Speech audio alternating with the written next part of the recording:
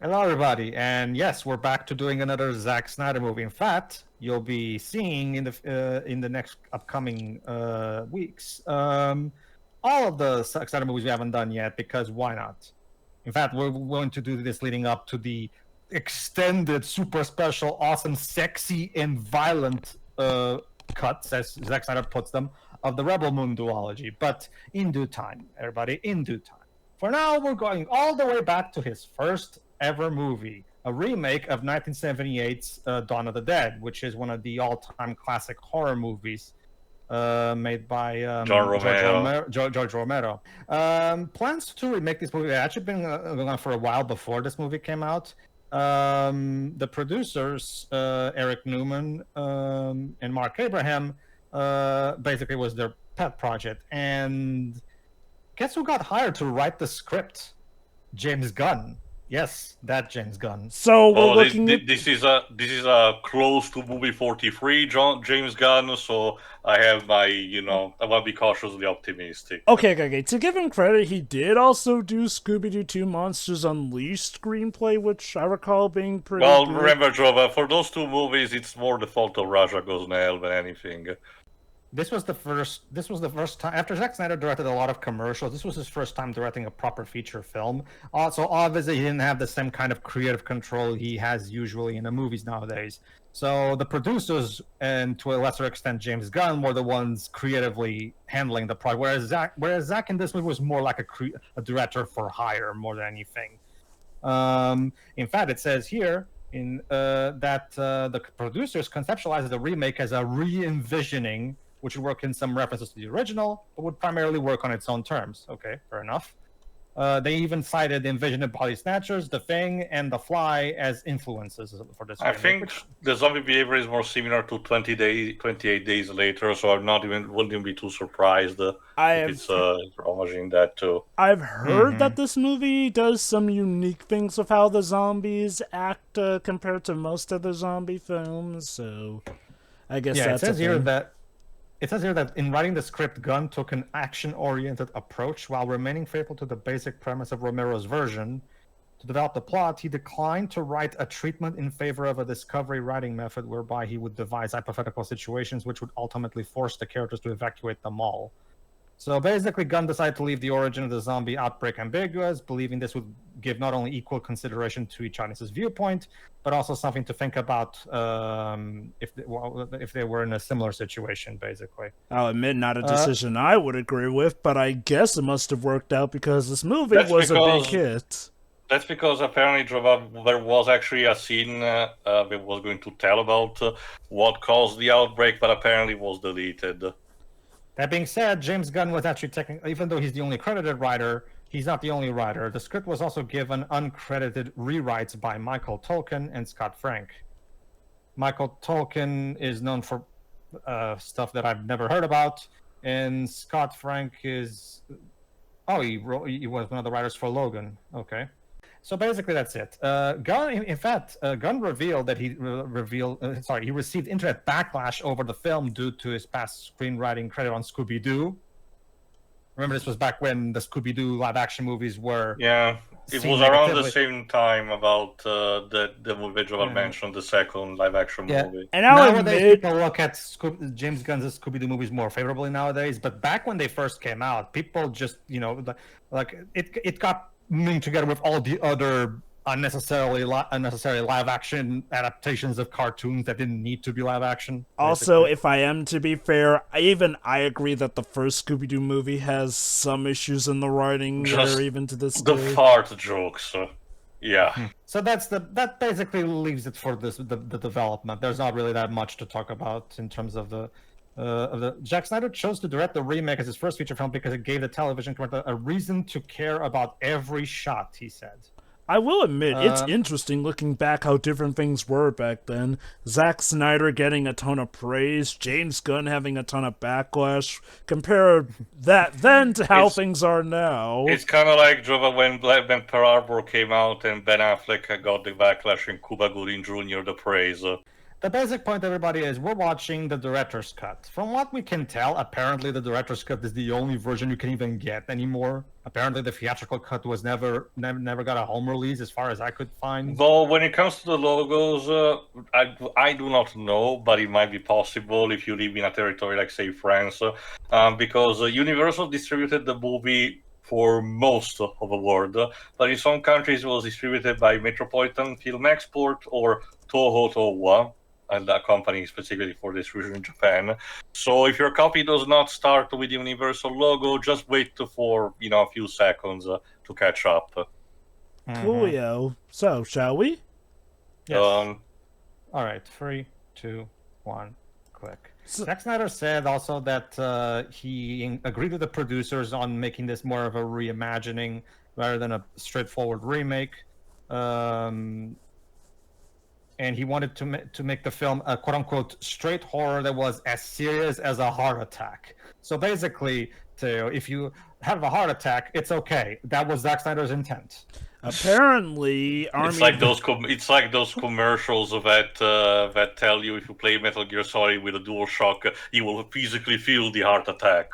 Apparently, Army of the Dead was made as a spiritual successor to this movie. Well, that one, as far as I know, it's more comedic in nature, but that's what we're gonna see in a few weeks. Also, Joe, to mention, James Gunn's first credited writing role was for a movie called Romeo and Juliet in 1997. Huh.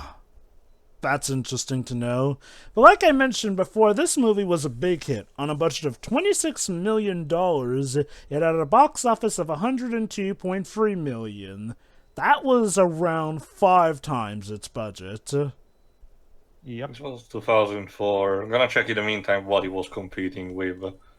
But yeah, no, looking at Zack Snyder's filmography, it's actually very easy to pinpoint where things went wrong. Like, once again, like with Michael Bay, comparing it to M. Night Shyamalan, I'd say, while I didn't hate it, I do think of Legends of Guardians, the Owls of Ga'Hoole as like his equivalent to Signs, Not the movie people outright hated, but where some doubts may have arisen, and then Sucker Punch being The Village, where, yeah, no, this was a problem. And mind you, I'm a guy who likes Man of Steel, but I do consider it part of his downward trend, sadly. I mean, at least Legends of the Owls of Ga'Hoole at least had great visuals. I can even say that for Signs. Yeah, no. When I compare it to Signs, I'm strictly talking about this is where the doubts started to arise. But I'll agree, the Guardians movie is much better to look at. Also, that was I was feeling with all this Cody's hotness. Also, that was cute to fake out for the zombie with how he laid up from the ambulance. Oh, this was released right alongside Eternal's Sunshine of the Spotless Mind. He managed to especially the fact that it manages to score that much in terms of the box office is actually surprising. I'm curious, what's the connection in that regard? It's a very known movie and very powerful, starring Jim Carrey and Kate Winslet, Jova. Oh, and right! Again, that was one of Carrey's more serious films, wasn't it? Yes. Well, to be fair, now that I've seen it better, that one did not make much money, so I get the idea. People went to see this instead. Ouch. I'm trying to remember. I think, was this around the time where the first zombie craze was in fashion? No, it was still present. Like he said, 28 Days Later, if I recall correctly, was not that far from having been released. But it wasn't until 2007, 2008, I think, when The Walking Dead, TV series started being in full force. I see. This is one of those movies where both audiences and critics seem to be in complete agreement. Like the critics score is 76 and the audience score is 77. With the consensus of the critics, because remember this was before there was an audience consensus on Rotten Tomatoes back when this movie came out. A kinetic, violent, and surprisingly worthy remake of George Romero's horror classic that pays homage to the original while also working on its own terms.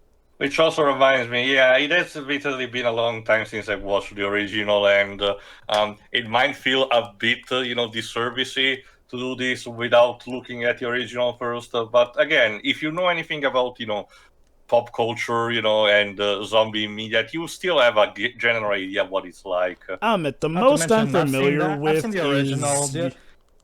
The whole reinventing / reimagining thing, they weren't kidding, because while this movie does pay occasional references to the original, it's very much its own movie. It's not really a straightforward remake. So there's not that much to compare, if you ask me. I'll admit, my most familiarity with Dawn or Day of the Dead was pretty much the fact that it more or less helped birth Resident Evil, essentially. Like, I'm aware of its significance to the zombie narrative, but I have never read or experienced either the book or the original movie. If you know anything about the Resident Evil franchise, Jova, you have to remember that the influence was started properly Resident Evil 2, while the first one was inspired by a Japanese film, Home Sweet Home, which Capcom had done a game prior. I guess, well, when you think Resident Evil, for as iconic as Resident Evil 1 was, most people tend to associate the idea of Resident Evil with, what 2 established. Yep.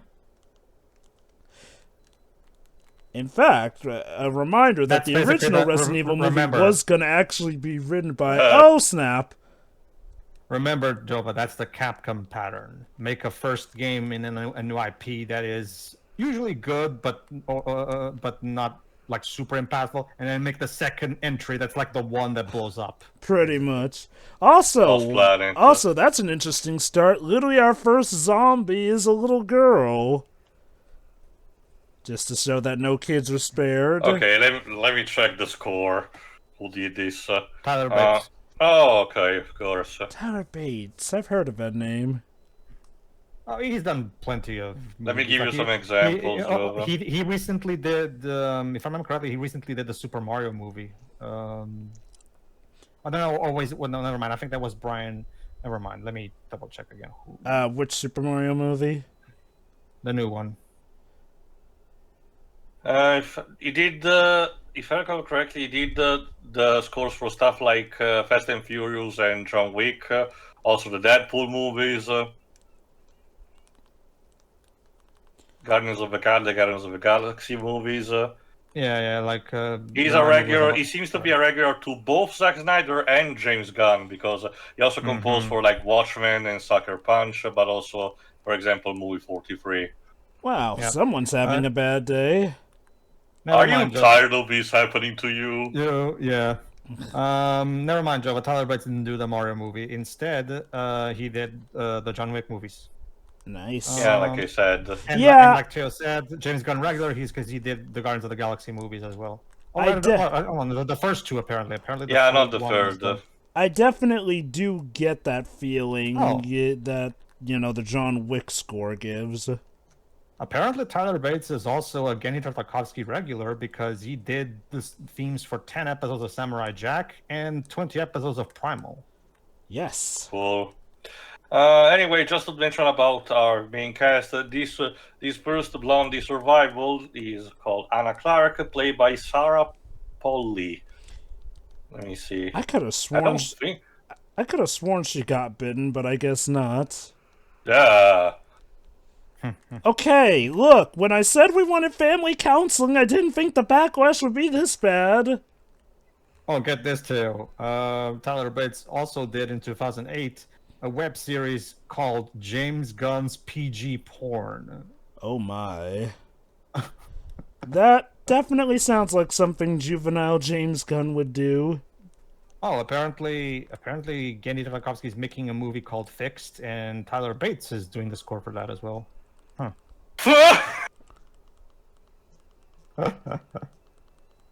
Sorry, that was Run away! Anyway, Sarah Foley, let me see what she did. Can I recognize? She started working already in the 80s, but I don't recognize a lot in her career, the stuff that she did. Jesus, these zombies are incredibly persistent. Which, again, if you remember, the Romero ones instead tend to be very on the classic side of very slow, literally brain dead, literally. So, also stock scream, really, Zach? Oh, that's where we are, Milwaukee.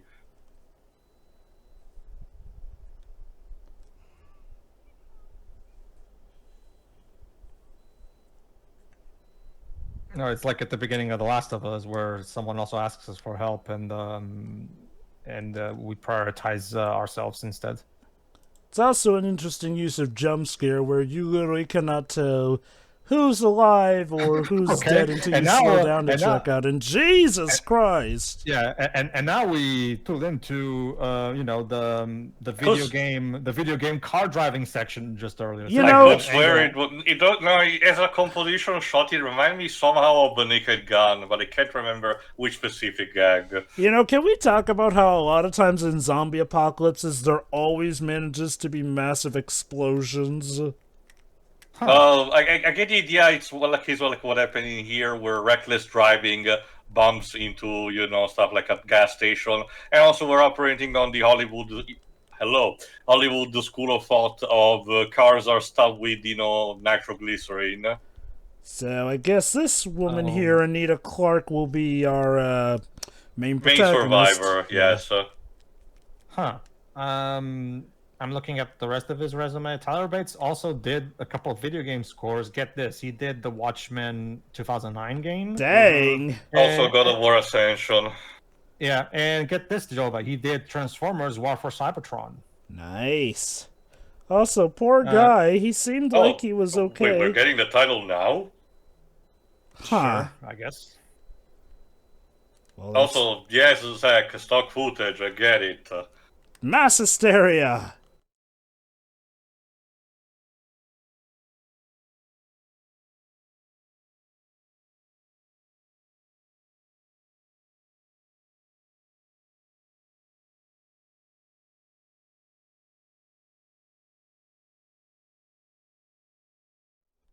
Oh, look, it's Mekhi Phifer. Mekhi Phifer, she related to Michelle? Great conference. Most of the questions were like, we don't know. Remember, Jova, he was Eminem's best friend in 8 Mile. Neat. Also, of course, Zack Snyder production, even this early, we got a license song for the title beginning sequence. So, assuming you guys have seen this before, what era of James Gunn would you say this reflects? No, okay, if I honestly, honest to God, I don't remember if I saw it or not. It might have been a case, but even so, it's a case where I forgot most of it. But like I said, as a general rule of thought, I was told that basically everything prior to the first Guardians of the Galaxy, when it comes to James Gunn writing, is something that you don't need to. You don't have to embrace with 100% optimism. Not necessarily that it sucks automatically, but just watch out. I don't know if you ever saw movie 43, Jova, but the script that he wrote, Billsy, is actually one of the worst. I do know about the stories of movie 43, how it's gone down in history as one of the most infamous movies of our time. Oh, that's the development. I'm talking about the actual story of the script that he wrote. Mm-hmm. As for me, I saw this movie back in the day on TV, but that was a long time ago. But I did watch the original as a kid. Again, on TV. I can also tell that between this and 28 Days Later, the video game prototype took a lot of inspiration in terms of visuals when it came to, the zombie stuff. Mm-hmm.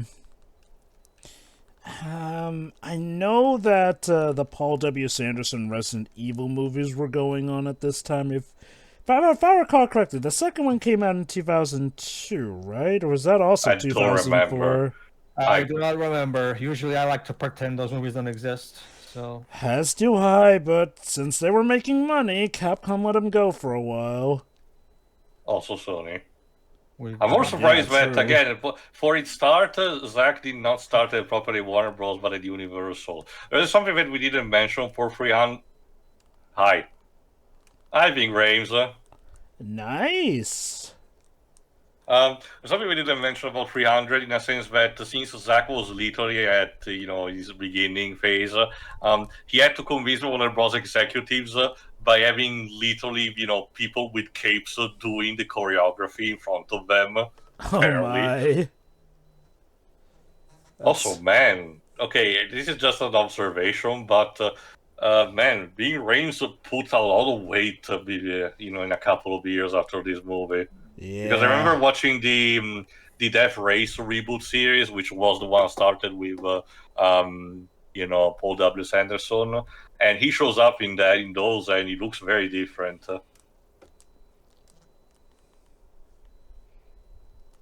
Sadly, with age, metabolism goes down. It also depends on different factors, social, psychological stuff. Come on, cop-on-cop violence is the last thing we need in a zombie Also, apocalypse. I think I saw this guy too.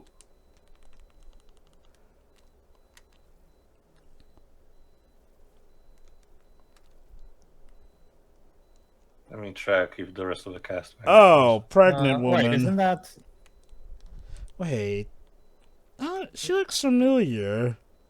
Yeah, he looks familiar to me somehow. Hold on, let me see. Who's that? Jake Weber, the white guy in that kind of shot. I have definitely heard that name somewhere before. He was in Meet Joe Black, the movie in which I think Leonardo DiCaprio plays the Death. Huh. Mm-hmm. And the woman? Well, pregnant woman. I'm checking in the meantime. I was just checking something. Okay, she's pregnant. In zombie movie terms, that usually means she'll either be like one of the final to last survivors, or she'll die right after giving childbirth.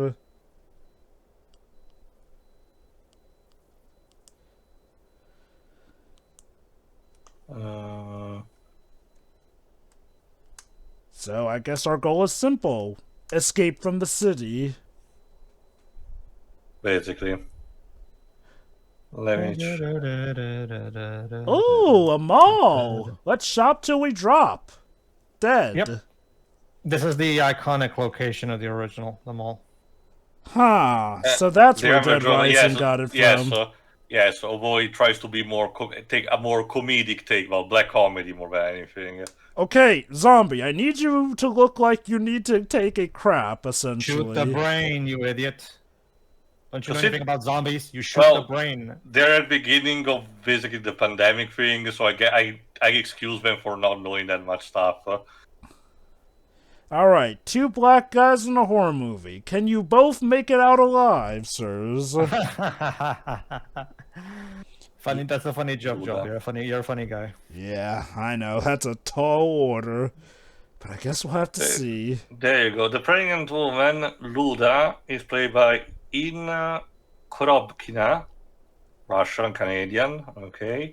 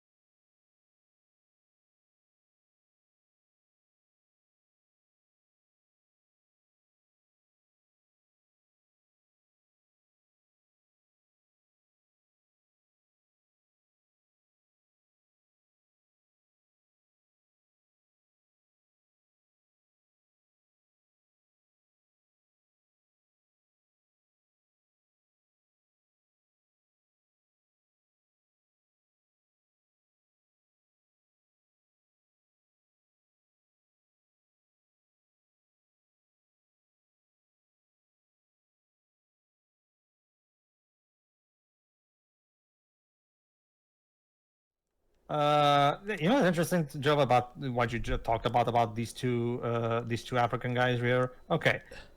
As we all know, because of what happened in the production of Justice League with Joss Whedon, yeah, the actor who, I'm the actor who played Cyborg, you mean? Yeah, I'm blanking on his name right now. Who remind me, Joe, but the guy who played Cyborg, what's his name? The guy who plays Cyborg? Oh god, yeah, it's off the tip of my tongue. I'm blanking on his name right now. Hold on. The point is, the guy who played Cyborg... Ray Fisher. That's it, Ray Fisher. So, Ray Fisher talked about how racist Joss Whedon is and all that stuff, and yeah, sure. And give a lot of praise to Zack Snyder in comparison. The sad part, Jova, is that, let's just say the way Ray Fisher's character is handled in Rebel Moon is not exactly better. In comparison, so it's kind of sad. I do wonder if there's regarding Zack Snyder's dealing with Africa. Go ahead. I'm pretty sure. Okay, the way you're putting it doesn't mean anything, so we'll see in the movie. But there's kind of a I'm trying to difference. keep it spoiler-free. No, so what I mean is that there's a difference between being something in universe to the point of making a point in or the plot, and something that's out of universe because an actual person who made the movie is genuinely racist. Like, I I'm guess. willing to give Zack Snyder the benefit of a doubt that it at least served a narrative purpose as opposed to him being racist. Again, I will just wait to see, like... But that being said, I mean, granted, that would not be the first problem I've heard with Rebel Moon. Oh, trust me, it's not even the. It's just something that I noticed. Like, it's not even close to being the biggest problem. I assure you. But okay, so yeah, the mall. So I'm guessing this is where Dead Rising got it from as well. Basically, remember, Jova, the mob was a thing also in the original Romero movie. Yeah, but remember, like the reason we have basically, Jova, the reason we have the mall, like in The Last of Us one DLC, is also meant to be a subtle homage to Dawn of the Dead. It usually traces back to that. So pretty Same also goes with the idea of there being, psychopaths other than normally the zombies. The idea that zombie apocalypse stimulates, people to, as you put during our resistance coming to, give in to their inner demons. So pretty much both of Capcom's prominent zombie series were in some way influenced by Dawn of the Dead. Not even just on Capcom, Java. Almost every major zombie franchise can be traced back to, the original Dawn of the Dead. For example, Sega's House of the Dead, when you get down to it. That makes sense. Yeah. Sorry, we're closed, sir. Come back another day. Let me check this guy. I guess I'll give him credit. The zombie extras are fine enough. Some are a bit more goofy than others, though. And being a 2004 production means there's almost everything is practical and with very little to no CGI. So far, it's working to its advantage.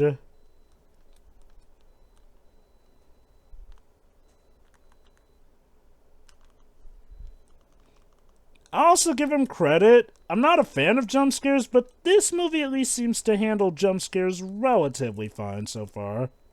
Still the annoyance of the musical sting, but to be fair again, 2004 production, it kind of had to be expected.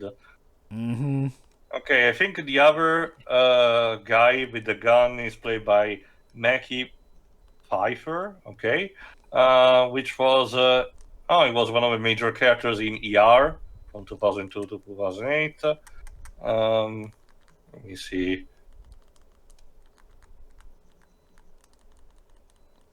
Hi. Oh, wow. Definite inspiration from Resident Evil, unless that's how it originally went in Dawn of Dead, in which case Resident Evil 1 got that idea from it. Yeah, so the idea of the shot of the zombie slowly turning the head is as classic as, zombie medias do. It's just a matter that, Resident Evil decided to frame it in a more, first-person kind of way. Mm-hmm.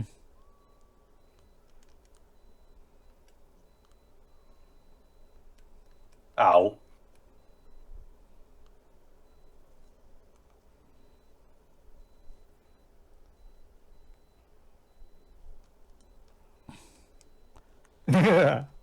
Okay, that's pretty cool. I'll give it that. Yeah, in typical Zack Snyder fashion, the kills are nice and over the top and well coordinated. I got a shotgun. There was also the slow motion shotgun. I was reminded instead of the House of the Dead with a Boll movie. Also, yes. Someone please remember to shoot at the head. I guess to give them credit, they're not big zombie aficionados like us. I mean, at this point, the whole, shoot the zombie in the head thing, isn't that like super well known thanks to cultural Well, analysis? not in universe, I guess. I guess. I mean, again, how long did it took, for humanity to know where to shoot the clickers in The Last of Us? And even when it comes to cultural osmosis, while it feels like zombies have been around for a while, if I recall correctly, zombies have Hi. still to this day been one of the more recent fads when you think about it. Like, again, I feel like the first big zombie boom was like the early 2000s, and then the second one was like the mid 2010s, if I recall correctly. No, Joe, but during George Romero's, George Romero basically did a whole string of zombie movies. Also, back in the 70s, with a lot of Italian bootlegs to accompany them, like from people like Lucio Fulci. Interesting. Even zombie movies got Italian knockoffs. Let me put it this way, Jova. For better or worse, because of bootleg stuff, there was a lot of creativity done for Italian cinema back between the 60s and the 90s. Sadly, not so much anymore.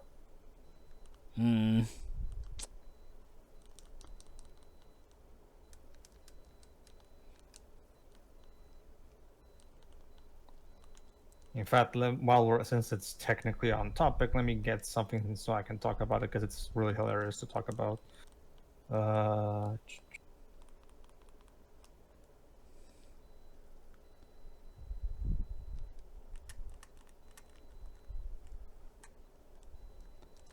Now, I'm sure we're all aware we're on the same side, gentlemen. Otherwise, you're just shaping yourselves up to be assholes that die later on. But are we really? K-Bax. Interesting news network.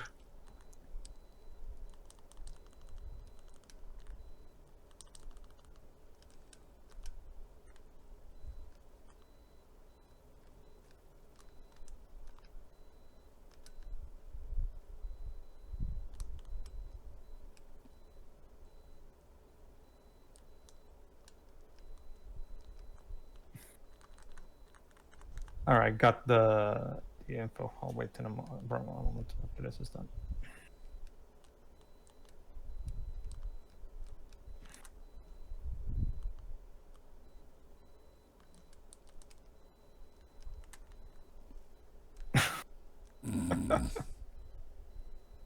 Beautiful. Eloquently put. James. Yeah. You're kind of veering off towards David Cage territory regarding your dialogue. Also, be careful. There we go. So apparently somebody did find out to shoot him in the head. Oh, Twitcher. Oh. As is typical, come up with code names for the different stages of zombie. Again, like I said, this is my first time watching it in, basically 20 years at this point. In fact, this movie's not 20 years old. Jesus Christ, where did time go? The point is, I'm getting my David Cage radar is going up a bit with this dialogue. It's not the worst. It's definitely some early 2000s. I can't believe, however, someone went to not rewrite, but correct a part of James Gunn's original script, including the person who wrote for Logan, because I'm seeing instead a lot of similarities with that one in tone and, character behavior. I can agree with that. Like, we love James Gunn now, but I won't deny he was, I don't want to say he was terrible, but he was definitely, okay, he still is exuberant.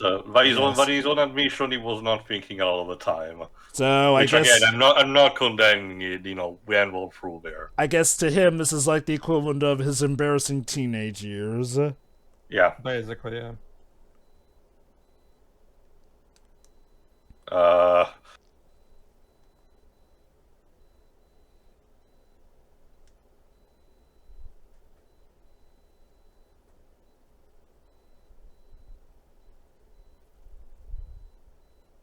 Yeah, it's been a rough day, honey.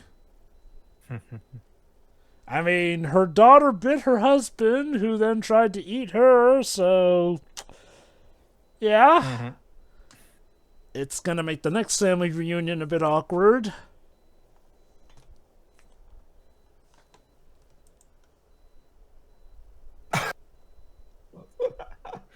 Yep. That's definitely sounds like a line David Cage would write. Like the clumsy use of swearing.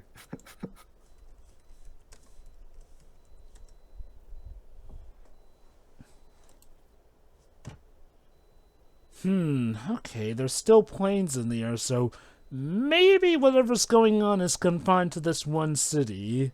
But again, that it's perfect. Like you and Pedro said, it's purposely left unknown to grasp how much the extent of outbreak is. And, I can get the idea behind making the origins unknown because sometimes making it mysterious can help with just the more fear factor. Also, for the case of having the point of view of the survivors, he's basically doing the thing that avoiding the thing that instead the Maximum Overdrive did. Which was give a definitive origin to the problem right at the beginning of text scroll. Then have the entirety of a point of view from the survivors, and then saying at the very end, "Oh, by the way, they went fine." Yeah, it's funny. Maximum Overdrive is literally an incident started by an off-screen threat of aliens who then also get defeated off-screen. While our it was more of a case. It actually was more of a case of a comet passing near the Earth. It's also much easier, Jova, to just accept. Okay, there's zombies. It's a zombie outbreak. Shit happens.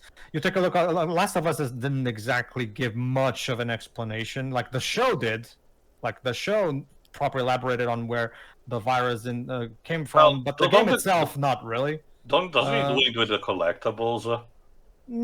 To some extent, Taylor, but nowhere near to the proper detailed extent that the show does. Weird. I felt like Besides, it's still a very basic explanation. Oh yeah, it is. Oh, it is. But my basic point, Joe, is that when you take a look at something like this or Last of Us, like it's just like the zombie outbreak. It's a zombie outbreak. It's simple. We've seen this a million times. Like we know the basic gist of how these things work. Also, there you go. Now they learned, since they now learn how to shoot, the head. They cleaned up the remaining zombies in the ball. Mm-hmm. Yeah, so I'm perfectly okay with a lack of explanation.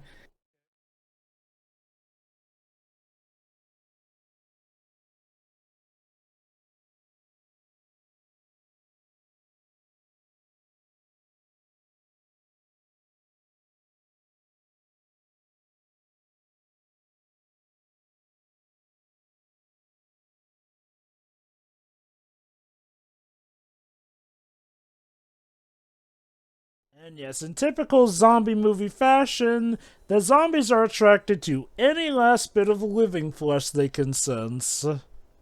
Obviously. Andy's I'm Andy alone. His name is... So, Andy from Toy Story as a grown-up here, I guess. May as well be on the moon. Would you say a rebel moon? Turns out when he went to college at the end of Toy Story 3, his whole life spiraled out of control. Maybe. Oh, hey, helicopter!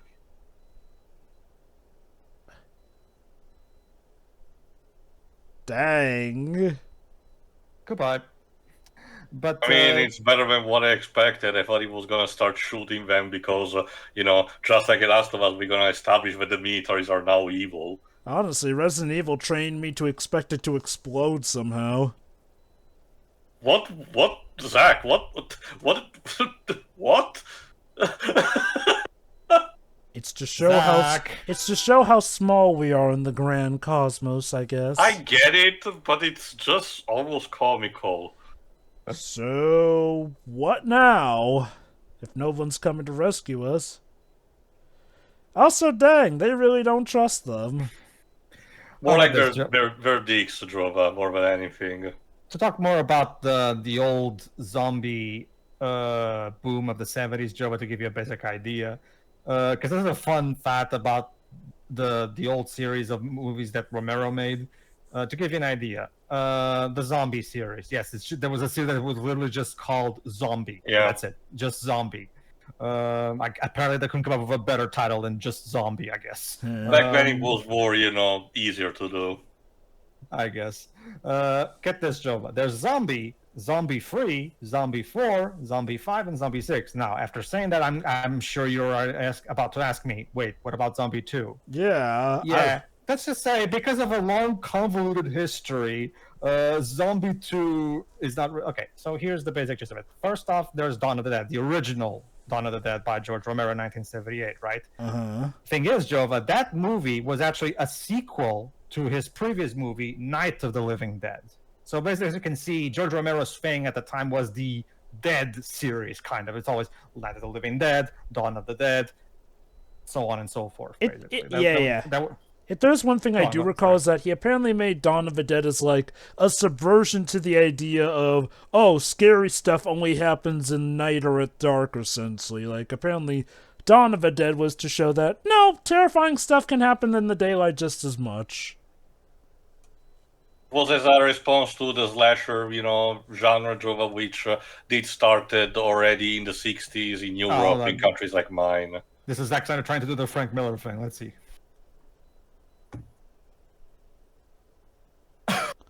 This guy looks like Brad Dourif. Well, a younger Brad Dourif. Let me check who the security guards are played by. Not just that, this character feels like it came straight out of a David Cage game. He's even got the asshole handlebar mustache.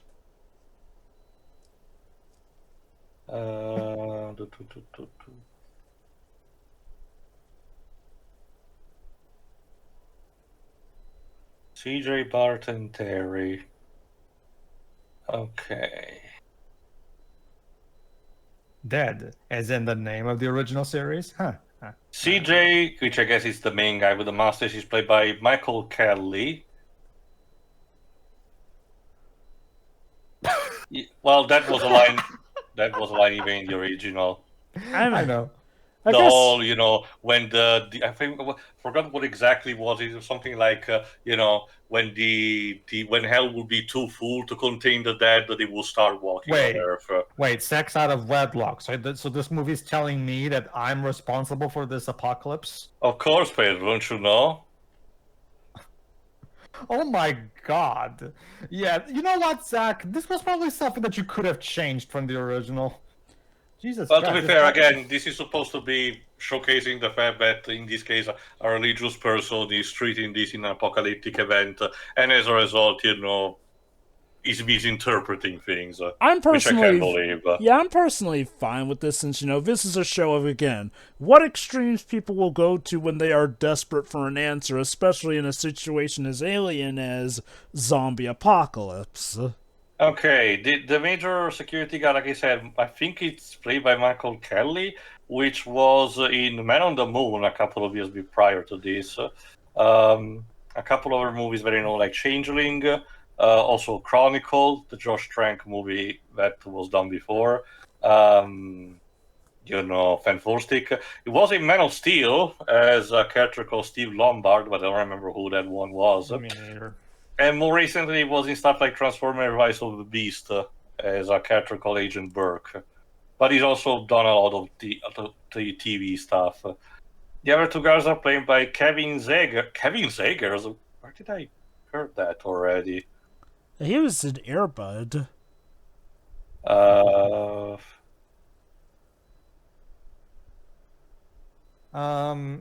But yeah, let me just get back. Because it was one of the three stupid dorks in Frozen 2010. Okay. Huh. Wow. There you go. And the last one by Michael Berry. I'll check in the meantime. Go on, Pedro. But yeah, basically, Jova, at first it was just Night of the Living Dead and the sequel, Dawn of the Dead by George Romero. Okay, simple enough so far, right? But this is where things get convoluted and confusing. There was an European release of Dawn of the Dead that was recut, and the title was changed to Zombie. Don't ask me why. But that's because I can't answer why, particularly with the Italian market. Don't know what Musketeers would you have. Probably some because you mentioned about Bruno Mattei, but a lot of the tactics employed was making a movie that had very little to do with the previous one of a franchise and label it as part of that. For example, a movie called Night Killer, which was done by Caio Fragasso, was pretended to be released with the title of The Texas Chainsaw Massacre 3, which it wasn't. Huh. And that goes also for this franchise that Peter was talking about, because the zombie movies, we started with that cut, were started to be handled by the guy that I mentioned before, Lucio Fulci, which infamously started becoming worse and worse with each title. Yeah. So basically, Jova, to recap, so we have George Romero's Night of the Living Dead and Dawn of the Dead, and now we have the European recut of Dawn of the Dead, which is now called Zombie in Europe, right? And while George Romero stayed in his spot making the other movies, Day of the Dead and Land of the Dead, the Italians made their own sequel to the European recut of Dawn of the Dead called Zombie 2. Wow. And then they made Zombie 3. So as you can see, Jova, the Dead franchise's lore goes very deep. That being said, despite this monarchy and the fact that, like I said, I don't argue Zombie 3 is not really a good movie overall. People like Fulci were, still very respected in the zombie community.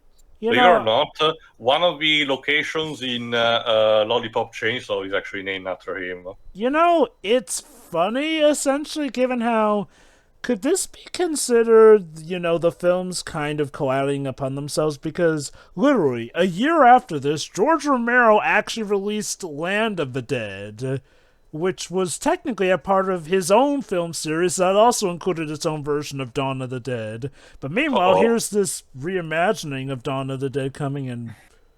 Oh dear.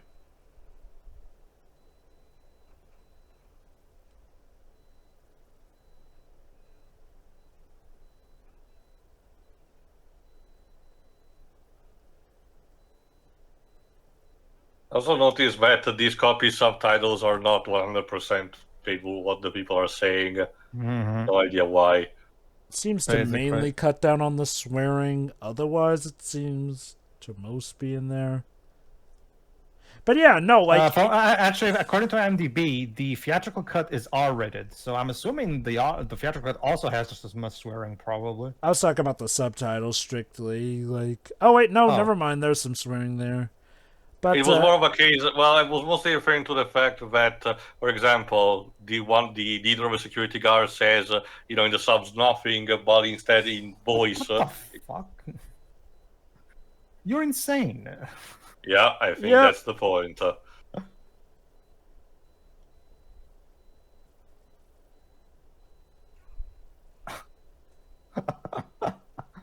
Wow. It's like I said, this guy literally feels like he came out of a David Cage game. I just get the feeling he's the asshole who's set up to die, really. Oh, I get that. It's just that, the clumsy swearing and his misogyny, it just feels very David Cage-esque for me. But anyway, I get the idea why you guys may have found one of these guys, like this guy right here, familiar. But he's not him. I mentioned already who's his actor. He looks like a bit of a scrawny version of David Tennant. He does. Oh my god, he kind of does actually. Yeah. But yeah, just to quickly recap, Jova, Zombie 2 is an Italian sequel to a European cut of Dawn of the Dead, which by itself is also a sequel to a different franchise at this point. I think Bruno Mattei also at one point did an Alien 2, which is not at all attached to Ridley Scott franchise. That is. Yeah, he also made a movie called Terminator that has nothing to do with Terminator. Sorry, Terminator 2. It's Terminator 2. Yeah, it's called Terminator 2, but it has nothing to do with Terminator. That is legit gotta be one of the wackiest film stories I've ever heard. It's more of a, that's because, again, it's something that my country is more used to it. Like he said, Jova, despite this, it was an impulse of creativity because, my country was inspired by what America was doing and we're trying to do different things. It's also what partially inspired the spaghetti western genre. But get this, Jova, believe it or not, it actually gets more complicated. This Italian-made Zombie 2, that's a sequel to that. Again, to recap, it's a sequel to the European recut of Dawn of the Dead specifically. This Zombie 2 actually did come out in America. So what could they do? There's no zombie in America. Because remember, what do they just leave the name Zombie 2? No, what they did, Jova, is they couldn't call it Dawn of the Dead 2 because it has nothing to do with George Romero's original version, right? So they just called it Zombie. So Zombie 2 in Europe is actually just Zombie in America. That's just one of the many. According to here Wikipedia, it mentions that other titles across the world were The Island of the Living Dead, Zombie Flesh Eaters, Zombie the Dead Walk Among Us, The Last Zombies, Voodoo for the Zombies, and The Dead Are Among Us. Guys, that woman is clearly bitten. Maybe we should do something about that. I saw this guy too. I could swear.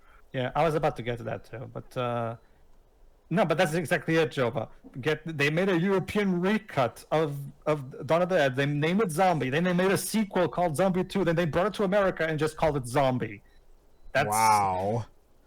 So yeah, it's called Zombie. So Zombie 2 is now Zombie, Jova. And like Teo was about to say, not to we can confuse this zombie with the Italian version of Dawn of the Dead, because that's the original zombie. Yeah, you're starting to feel cross-eyed right now. And again, speaking of confusing stuff here, I wonder if anyone thought that Land of the Dead, directed and written by George Romero, which came out a year later, was tied to this movie, which it sort of is, technically, but isn't really, because while this is a reimagining of Dawn of the Dead, apparently the original Dawn of the Dead movie was what Land of the Dead was following up, even though apparently Dawn of the Dead, the original, was made back in 1978. Wow, Romero. So basically, if you want to get into George Romero's Dead, you basically need a diagram to know which movies to watch and when. Holy cow! I guess it was very successful with how it sounds like pretty much everyone wanted a piece of that pie. Yep. So just to explain my original premise, Jova. After Zombie 2, Jova, the original Italian release of Zombie 2, the Italians made yet another sequel called Zombie Free. And that sequel also came out in America. And when they released Zombie Free in America, they just left the title as it was, Zombie Free. Of course. So as a result, Jova, in America, you have Zombie and you have Zombie Free, but there's no Zombie 2. Any questions? Because your Zombie 1 is actually Zombie 2. See? Wow. You're starting to feel cross-eyed yet? It's kind of when the original company made their Clock Tower did not localize the first title, and as a result, they tried to mingle a bit with the titles of the following movies. Back in his golden years in 2006, James Rolfe made a chronologically confused about sequel titles video where he explained this as well, and yeah, it's quite something. So yeah, in the meantime, just to mention, they rescue a bunch of our people, overthrow the asshole guards. Another Simon Tubing Range wants to use the truck to go and fight his brother, but it seems that everyone has mentioned it's a lost cause. Fort Pastor gone, no help coming. Yeah. That being said, Jova, I'm not done yet, because now the UK comes to add even more of a mess to this whole shebang. You're kidding. Yes, because okay, that's funny. Well, at least it's nice to see that guy manages to keep a sense of humor in spite of literally everything that's happened. Oh, he's got a bite too.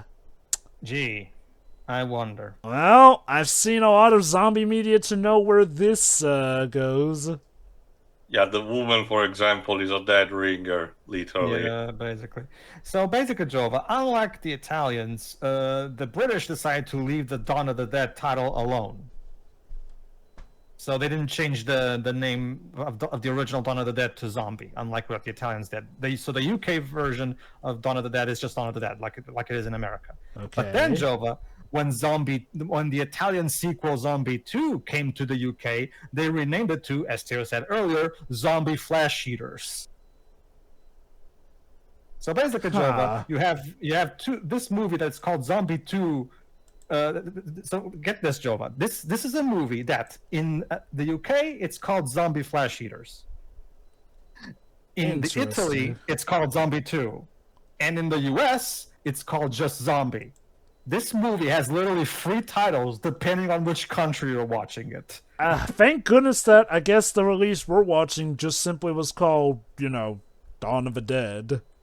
Well, this has nothing to do. This is a reimagining of the original. It technically doesn't belong in that original series. But yeah, if we do ever get to those, we basically need to use a diagram to make sure we keep track of where exactly we are. Also, John, since we did forgot to mention, if you forgot, since you were the one usually to remind me, Kevin Zeger is also the guy that starred in stuff like Zoom 2006. Okay. Huh. And there we go.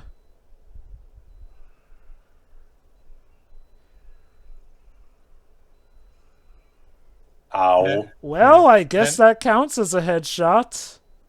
And then later, when Zombie Free came out from Italy into the UK, they named it Zombie Flesh Eaters 2. So basically, the Italian zombie movies have completely different titles in the UK.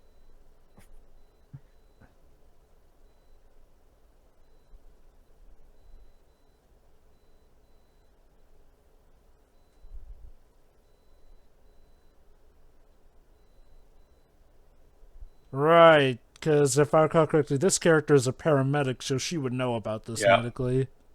Which, again, it's a good excuse to showcase, the characters discovering this. Again, you have to remember, this is a really fresh start for, for in case of this movie for the phenomenon. So, of course, everyone is in the dark and has to learn stuff like the headshots. I do dig the diversity of the cast overall, different backgrounds and all that stuff, too, to help make for a relatively capable cast. Some people seem to be slightly stupider than others, but overall the level of intelligence seems decent enough. Mm-hmm. Like, yeah, admittedly, letting them in wasn't the smartest move, but to be fair, again, they're not as familiar with zombie media as we, the audience, are, so, admittedly, as far as they knew, a bite wouldn't do that until now. Which, again, I guess if you think about this as like your first ever zombie experience, I can get it in that regard. And I do like the way that the movie does establish stuff as well. Like, it never feels too tacked on or wordy overall. Yep, and here's the usual dilemma in regards to zombie media. Should we shoot the infected or not? Mm-hmm.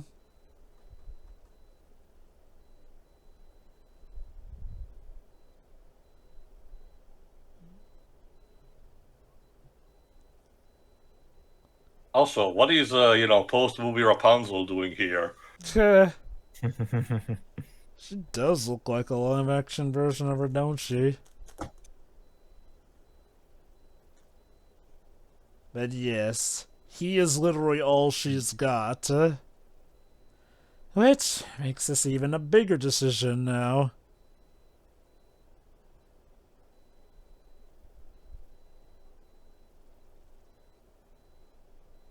Yeah, leave me out of this. Let me see who Tucker is played by, because I swear I saw him. Boyd Banks. Yeah, true. Like, Canadian. come on, girl, you can't lie. You've literally just told us that the bite is what does it. Oh, I was in Jason X. Huh. We really do have quite a cast here. Well, a lot of these people, almost all of these people seem to have an extensive career, so it's just that a lot of these movies I do not really recognize. Picking out stuff for the baby, darling?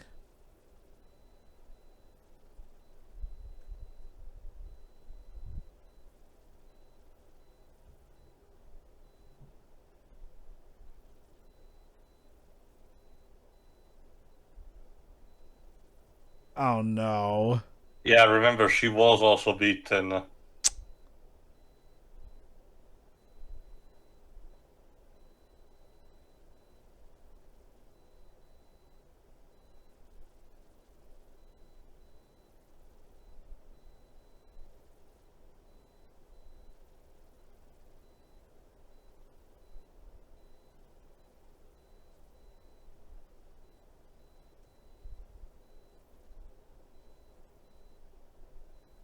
Parallels. Yes, Zach, I noticed. It's on the nose, but it's like, again. It's more of a case of you can feel it, Zach's ego, relating. He's like, oh yes, look at this, it's so artistic. I'll give him credit that at least this was where at least it still felt purposeful. It was also a case of, being literally the first movie, major release movie director. I get the idea he needed to prove his craft. True. Yeah, everyone's got to start somewhere, and I can get him wanting to show it as much. Also, kudos to the dad. He knows that, it's for the best if he does get shot. Like, he's not one of those guys who usually goes, oh, no, I'm special. Totally I can resist it. Like, no. Which seems to be what's happening with the pregnant woman instead. Which is, interesting parallel and contrast, essentially. So, we want to do this behind a barn, old Yeller style.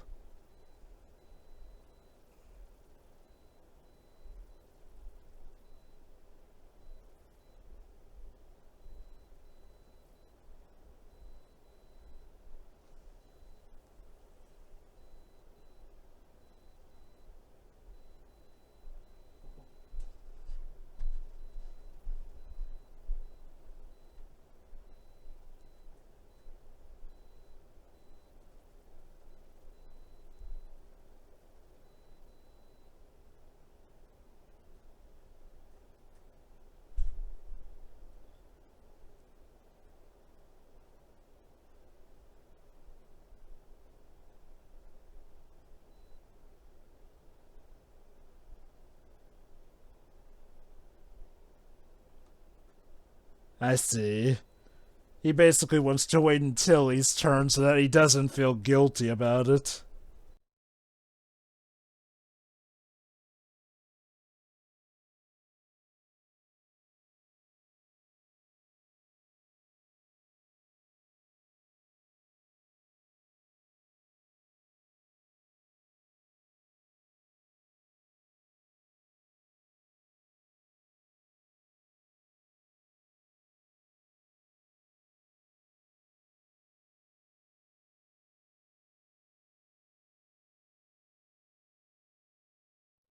Yeah. Wow! What's on for next? Also, music whiplash much? I get it. It's to show that now this is our lives.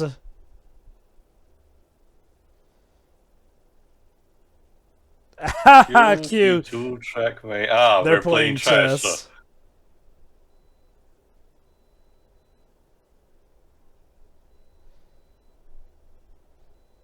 I'll give it credit. It's an interesting take of, again, how they handle this, essentially.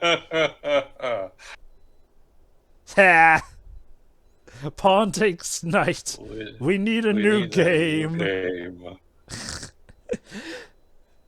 I dig it. It's obviously got its serious heart attack moments, as Zack Snyder put it, but there are still moments of levity.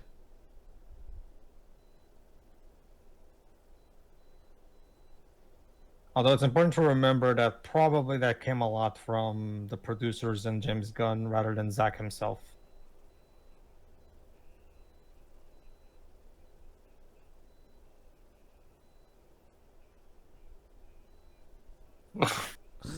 Okay.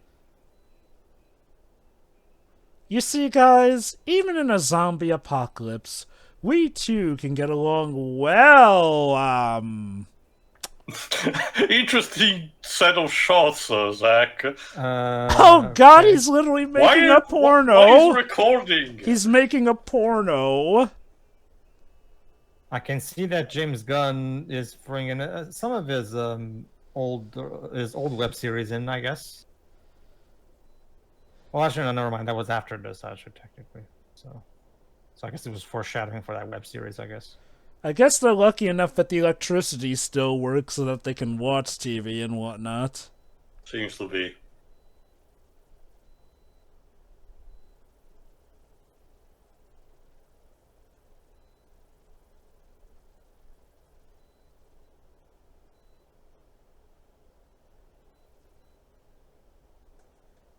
Jay Leno, is that you? Damn.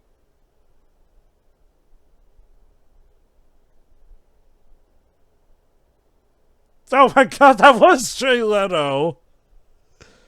Huh. Okay. Okay. Or at least someone who looks like him.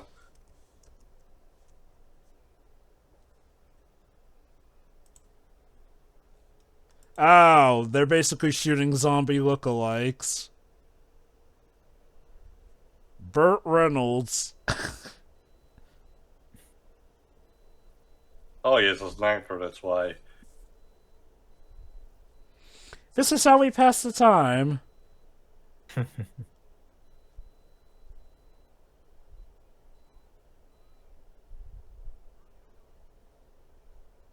Oh, that actually did age well, Jesus Christ.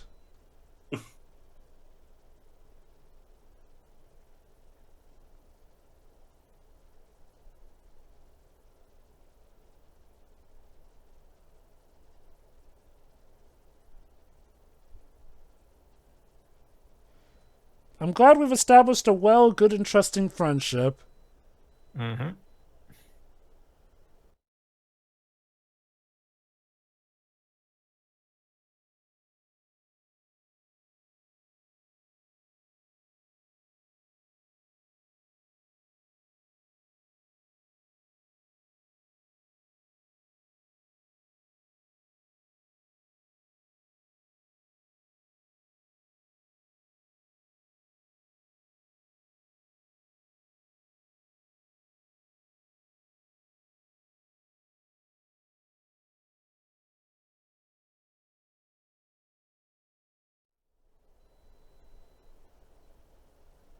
Admittedly, yeah, for having some time that's passing, the infection of the pregnant woman is taking its time. Yeah, I thought she'd have gone zombie by now. Hmm.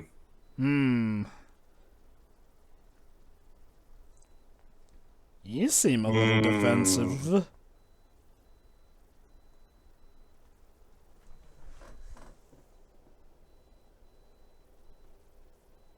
You know, I'd say it's bad for your health, but given where we are now... I also can read the signs more than anything. See you later, good shooting. Glad that guy has enough food over there, I guess. Let me check who plays Andy. I guess he's not gonna speak in the movie, but just to be sure, Bruce Bonney Bruce Bonney. doesn't have a Wikipedia page, but let me see.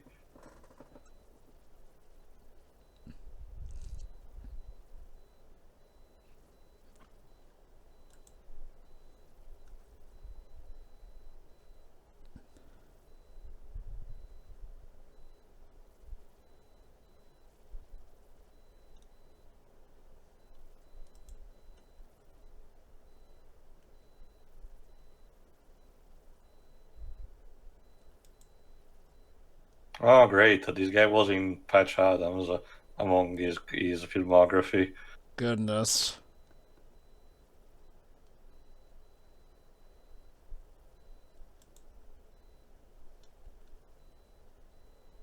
Yeah, awkward.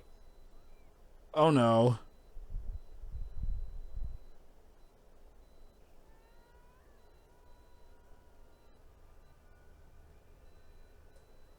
Go good. It's labor time. She does not look alright. No. And God forbid how this may affect the baby.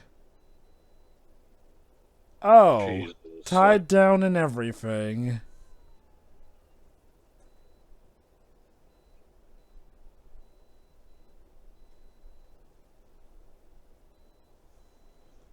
You might want to keep your fingers away from her mouth, all things considered.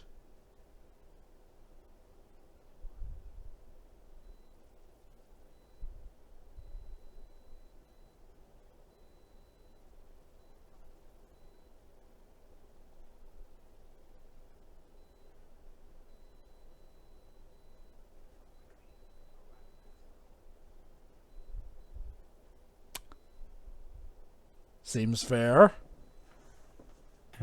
That's just inviting them for them to backstab you.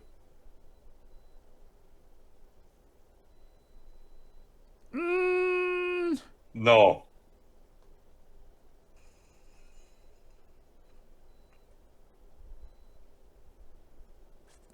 I guess that's a fair compromise. Gunn will be able to overcome X if they try anything. Unless they get too close to him.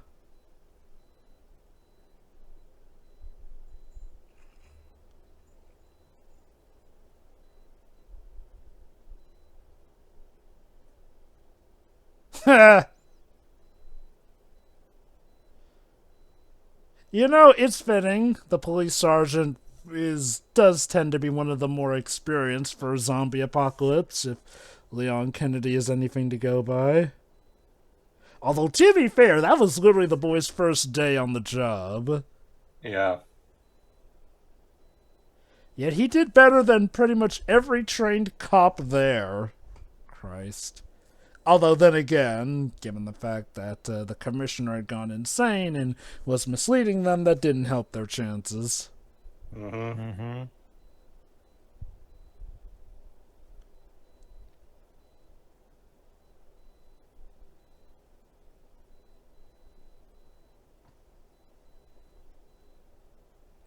Wow, that's not a good sign.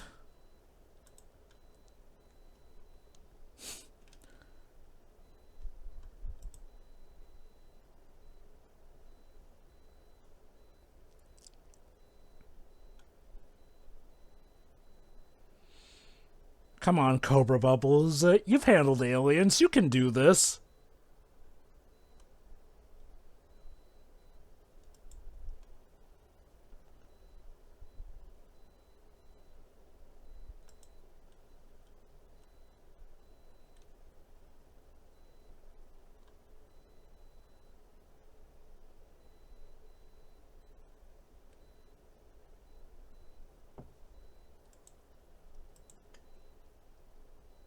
I'm sure it was just the wind.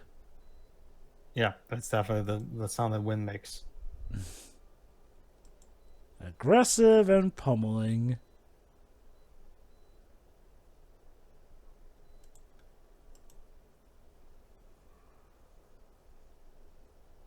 Oh, snap.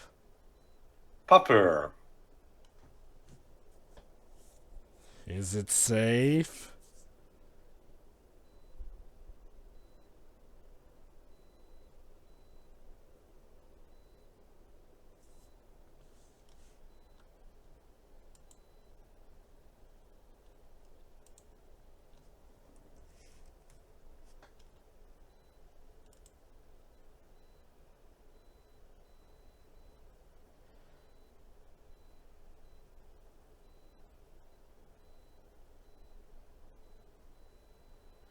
Kinda love how zombies are keen for hiding right until they need to actually dogpile.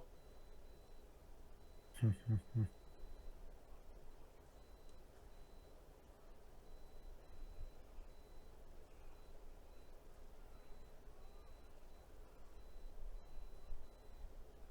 course it is in behind. Trust. Yeah. Although, the guy was kind of already bitten at that point anyway, sadly.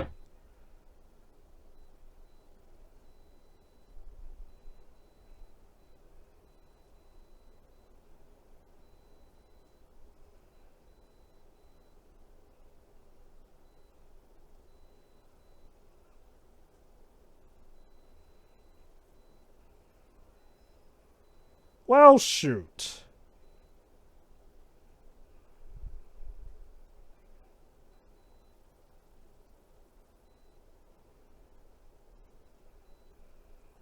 Okay, that works too. There's one thing that tends to slow or stop zombies, it's fire.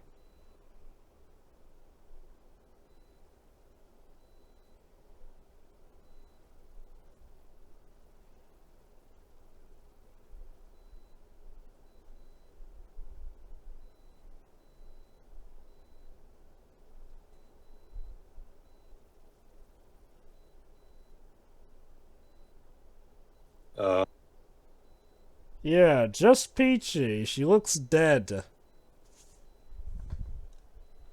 Also, I've noticed this also for a while now. Everybody sweats, profusely in this movie. Holy shit! I guess, to be fair, there's a lack of air conditioning due to the lack of... No, he is not! Oh my god. Idiot. Oh no.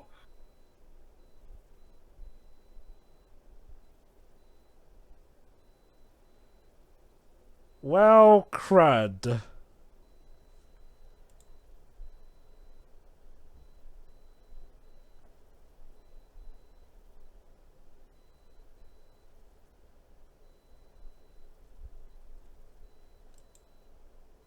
Oh boy.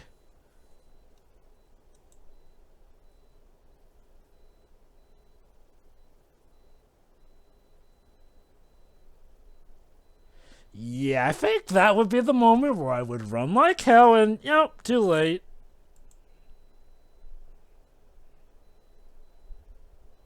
Congratulations, you may be about to have the first ever zombie child.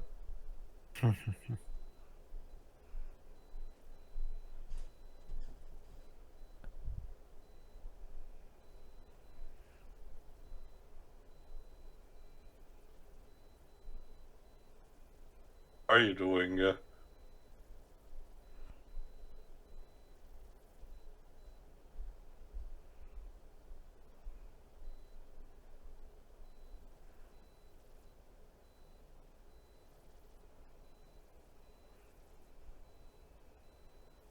Oh, it's a muzzle. Okay. Also, Pepsi. You know, maybe Pepsi Man could save a day. Not just that. Into the World War Z movie, there's an entire sequence where Brad Pitt, oh Jesus Christ, has to stop to refill with a Pepsi during a moment of crisis. It's very blatant. Also, this guy is really going through with this. Holy cow.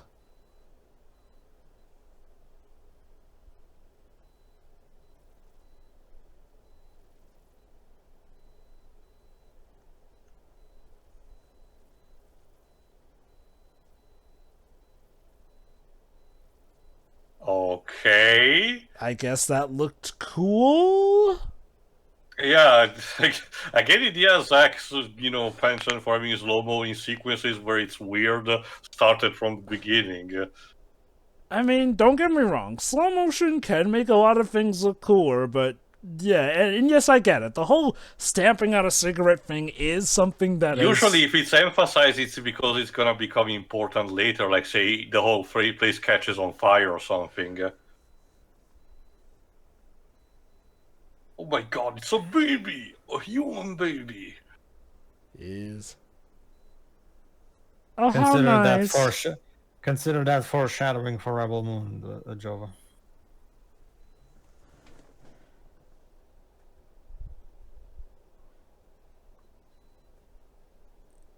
Yeah, in the head.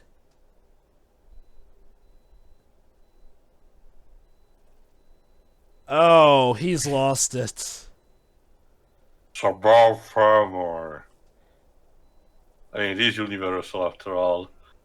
Okay, good on her. She took the initiative. Also, good shot. Very good shot. Oh, I guess What you say? the cigarette. I guess the cigarette from before was supposed to be a parallel to the bullet shells here. Zack, talk with me. What are you trying to say? Man, that thing felt like it was straight out of Dirty Harry with that.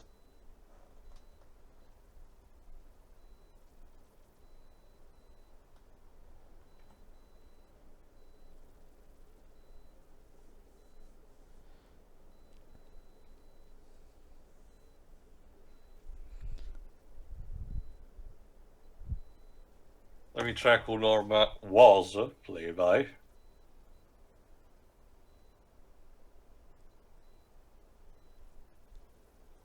And those were... Jane Eastwood.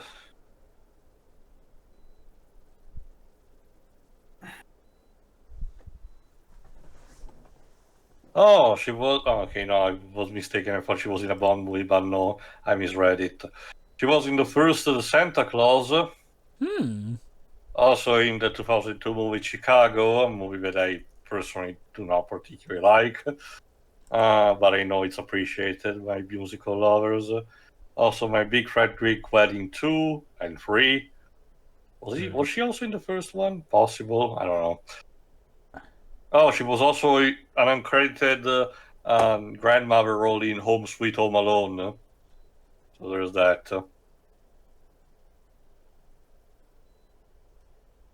The baby's a zombie, isn't it? Yes, Samus, of course.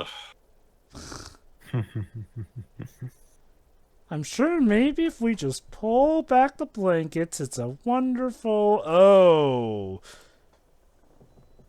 I will say this: 2004, it's a much better CGI baby than in movies like Twilight Breaking Dawn. Part 1. Part 1, and what's it called? The Son of a Mask instead in 2008, 7, 8, whatever the year was. How is it possible that we got worse in making CGI babies? Oh, well, I'll give them credit. They did not shy away from shooting the zombie baby. Like, American Sniper did not even try it and just gave Bradley Cooper a generic, doll to wield.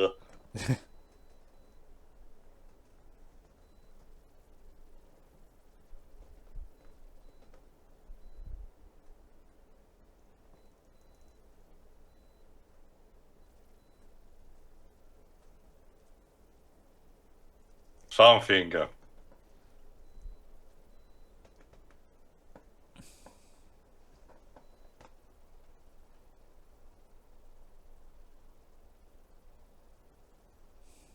Being a cop and all, yeah, that's pretty unpleasant business.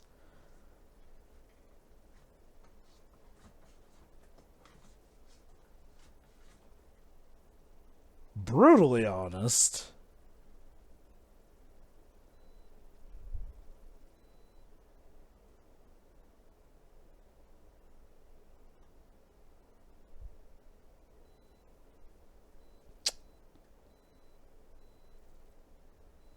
Like, it was fun at first, we were having a good time, but now it's gotten a little too real.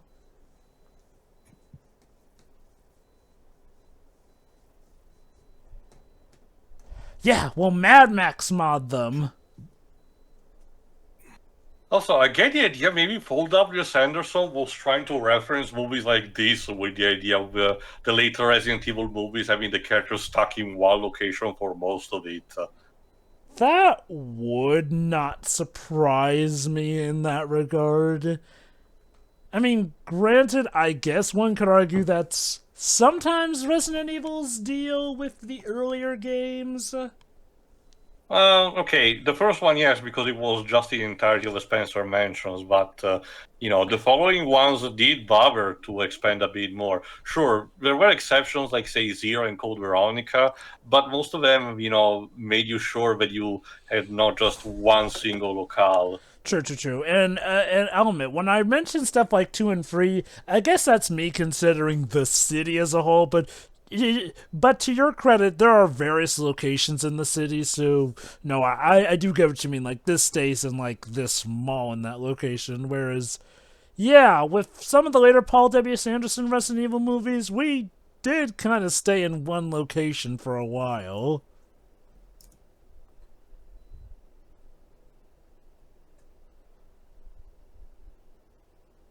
Also, shoot, maybe the asshole might be getting redemption. More like it seems to be a case where, the logic overrides douchiness. Which, credit where credit is due. Normally by now he'd still be an asshole who dies. But I guess, to be fair, the reality of seeing his cohort get eaten alive has made him realize he can't afford to be a douche to the people who might be his best chance at survival. Also, yeah, looks like I may not have been too far off with the Mad Max comparison.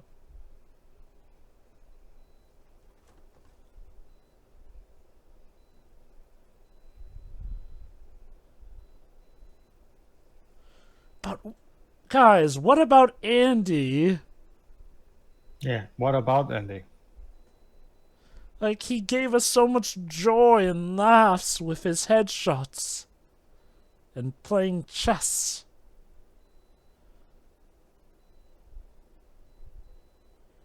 And yes, in the typical survival horror thing, we have a limited amount of ammo. So, make every shot count.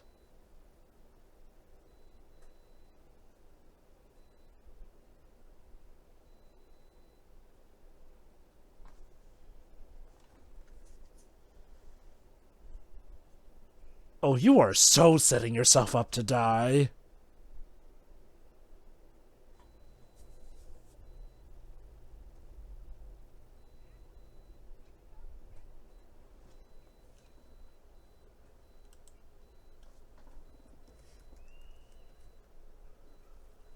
Yeah.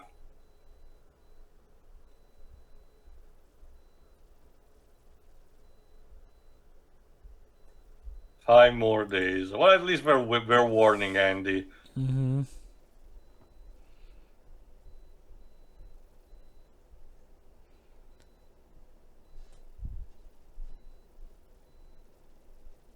Uh-oh. Hungry. Well, yeah, apparently he, ran out of food. Ugh.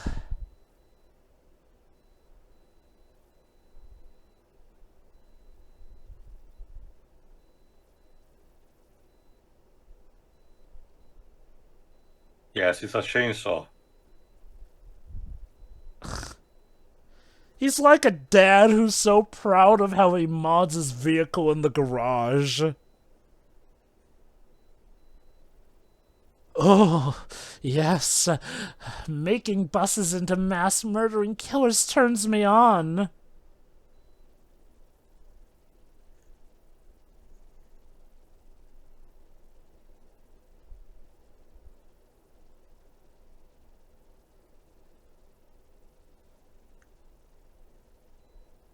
Oh, sure. So I guess. chains...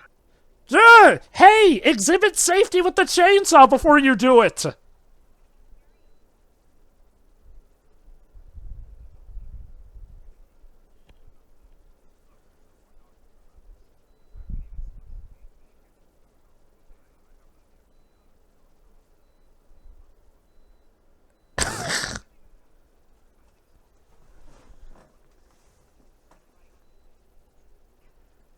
Wait...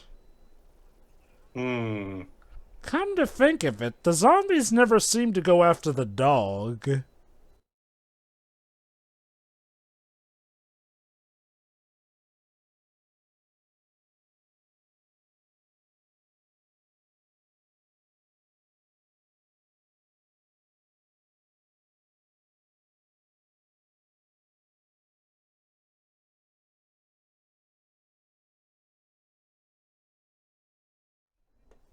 Okay, so these are the kind of zombies who exclusively want human flesh. Mm-hmm.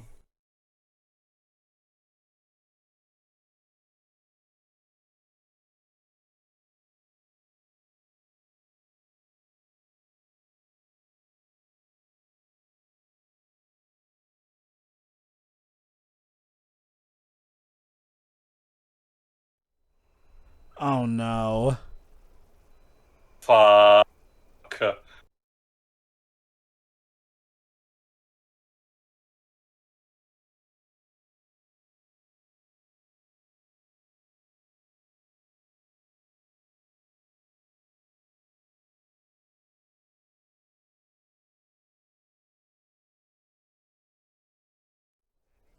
Oh dear. Yeah, I don't think... Oh.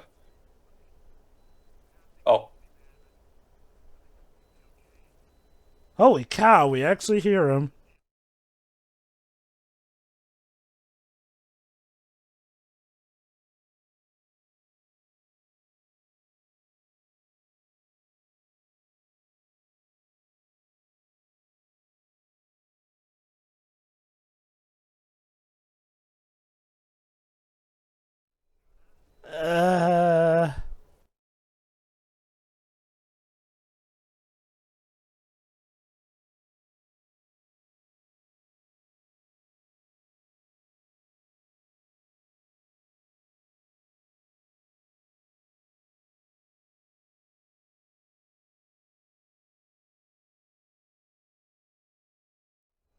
She managed to run into the garage and pull the bus, and nobody noticed? She did not take the whole bus just to get that dog, I hope.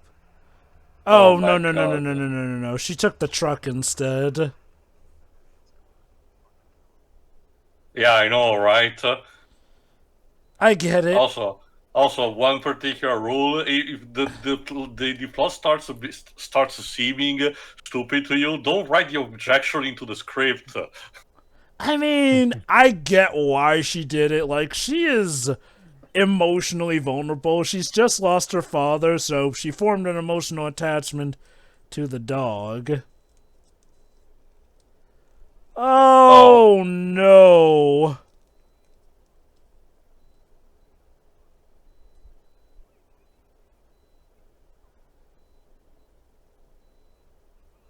Well, we ended up sending Andy some food after all, I guess. A fresh meal.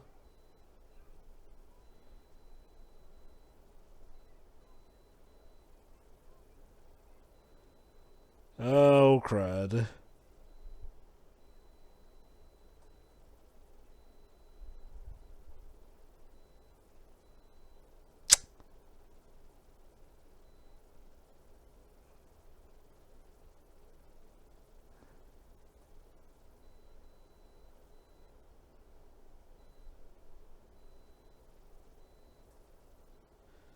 I gotta say, these guys are brave souls going for her.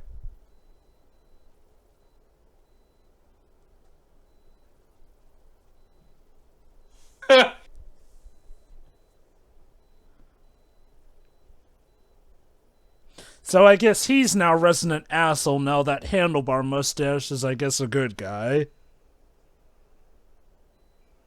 Again, I'll give it credit. I legit thought he was going to stay just a douche, but he got better.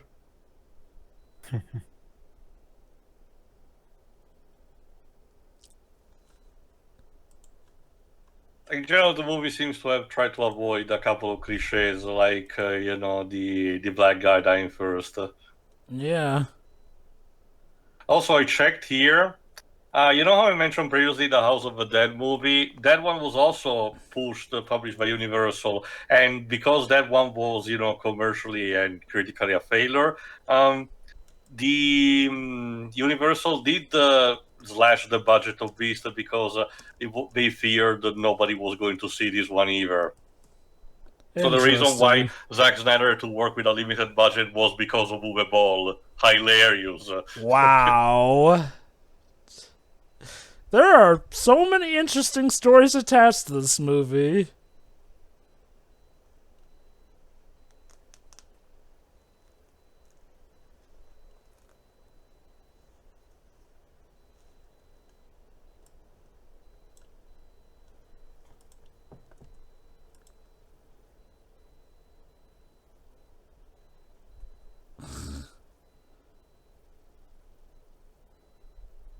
Mario would be proud.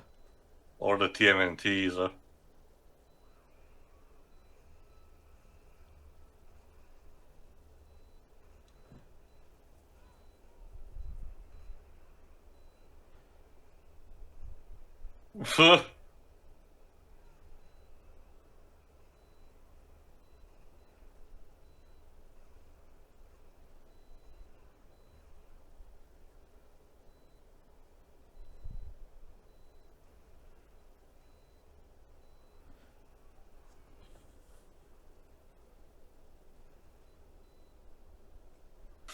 Those stunning effects of the time.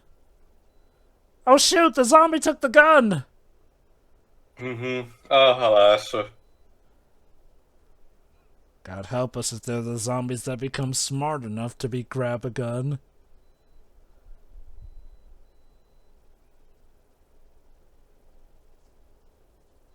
Okay. Yeah, I remember Andy was handling a gun store, so I guess they can get ammo from here. Makes sense. Oh, I guess he got a new shotgun, okay. You know, that's gotta be the ultimate irony. He had the perfect supplies for self-defense, but not the supplies needed to actually live for long. I mean, guys, the opening is just the dog. Then again, she did mention she was hiding in a closet, so maybe she got bitten. Oh no, that's Andy. Andy. Okay. No, he has to do it, of course.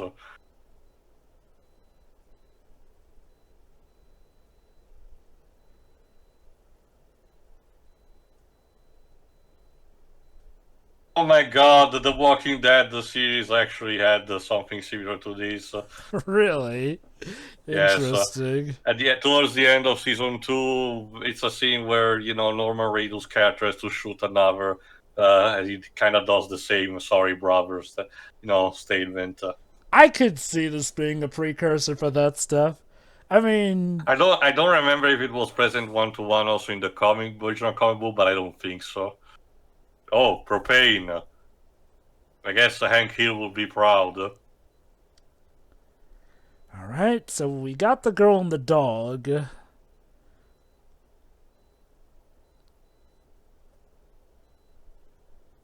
I think we'll know. There we go.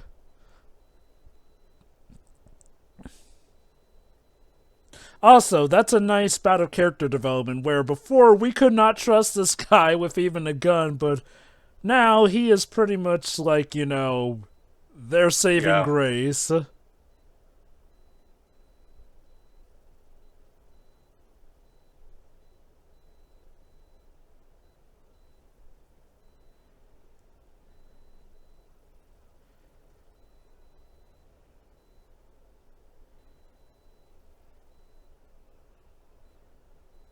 Uh-oh. Oh, shoot. My leg. Oh, no.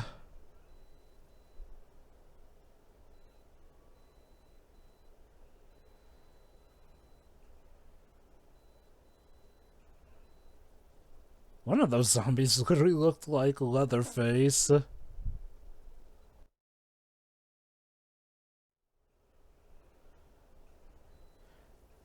I surprisingly have good hand-eye coordination despite my stress.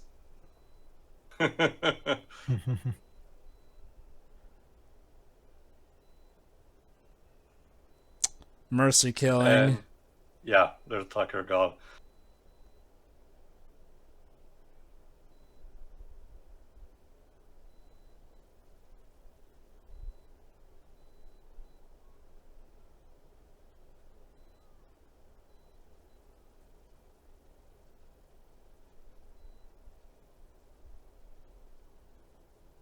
Well, it was nice of them to slow down when they got close.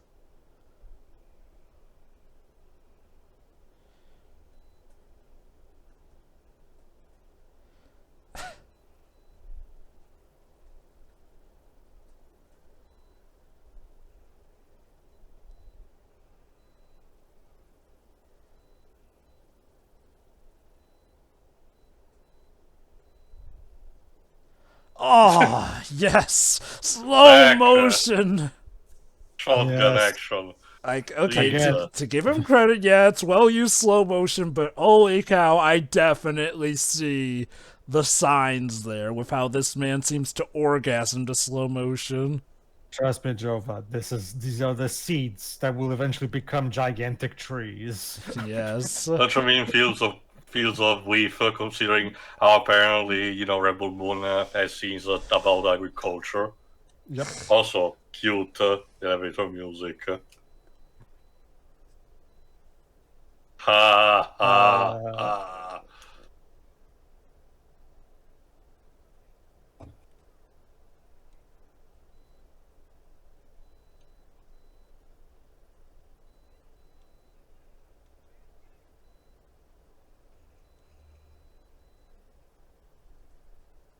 And it's time to move.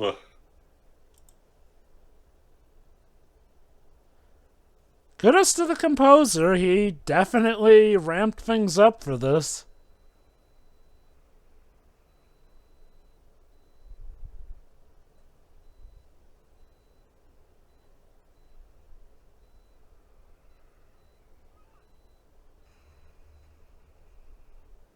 Oh, what? No slow motion for that, Zach?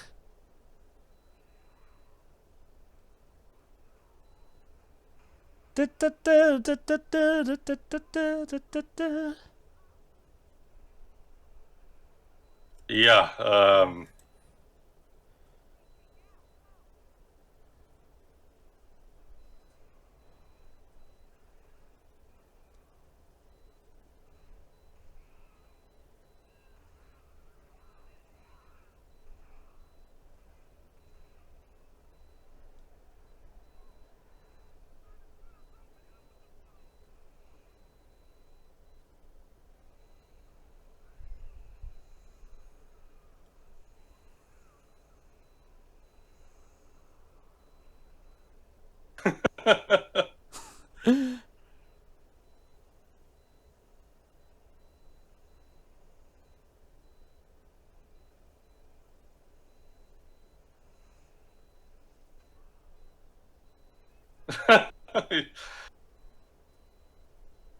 Oh, that was nice of him to hold it for him. Why is he carrying it?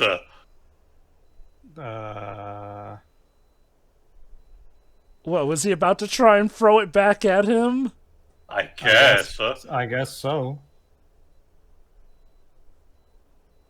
Also, okay, I'm not an expert when it comes to explosions and everything, but that propane, small tank did not seem able to cause that kind of damage.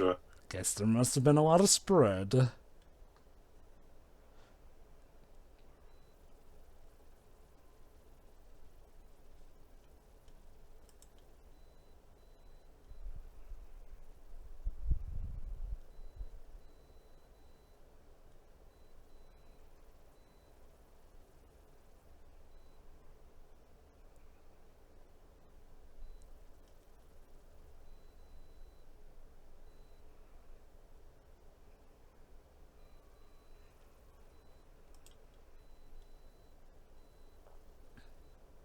Uh-oh.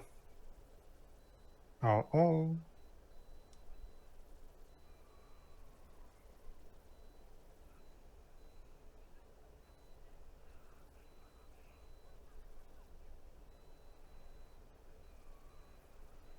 Oh, snap. Well, that's an oopsie. Yeah. Damn, and here I thought that the sexually promiscuous girl was gonna survive for once in a horror movie. I guess she sealed her fate when she did that. Also, maybe we shouldn't have given, the chainsaw to the old guy. I guess so.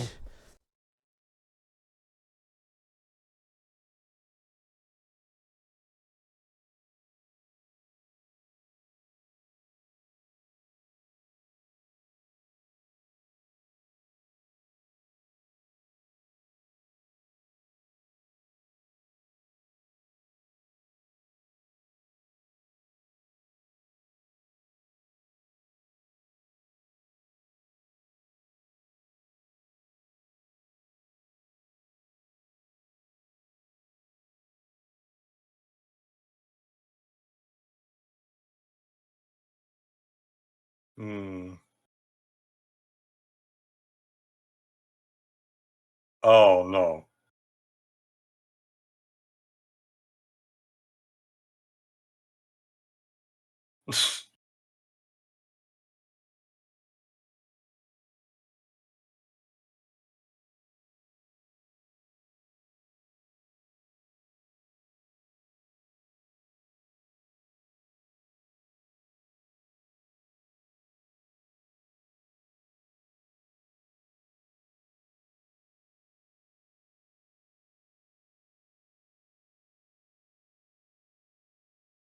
See, it's what we said before to each other.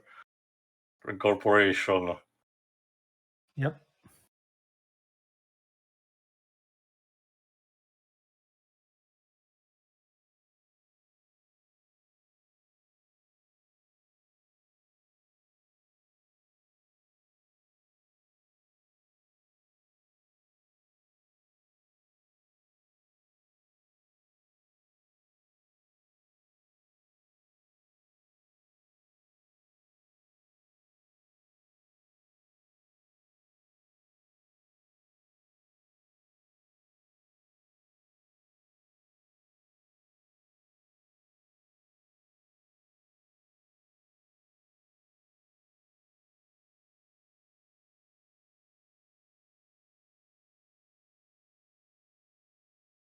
The keys.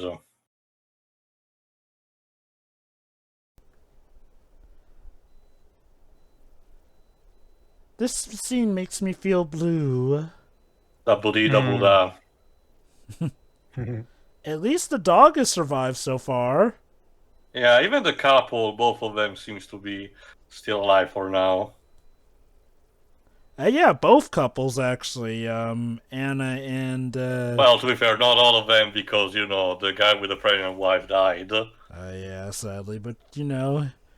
Anna and Remember- Michael are alive, and Terry and Nicole seem to be fine so far. Remember, their plan B eventually is to supposedly to get on an island where ideally they will be safer.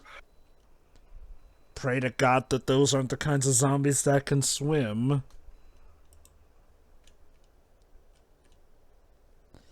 Also, it was kind of fitting that Anna is the one who gets to kill Steve. Yeah. I mean, he did ask if he becomes one, just shoot him in the head.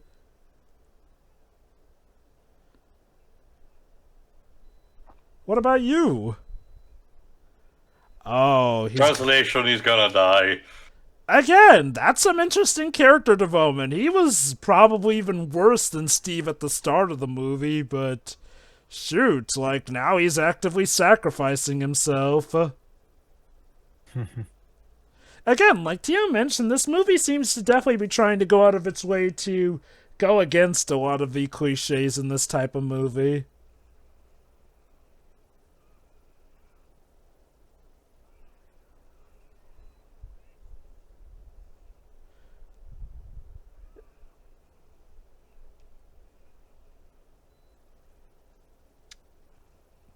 Don't bother trying to go for any boat too fancy.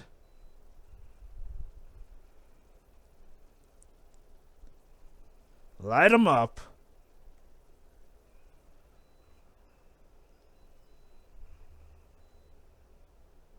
Ah, an explosion worthy of Michael Bay himself.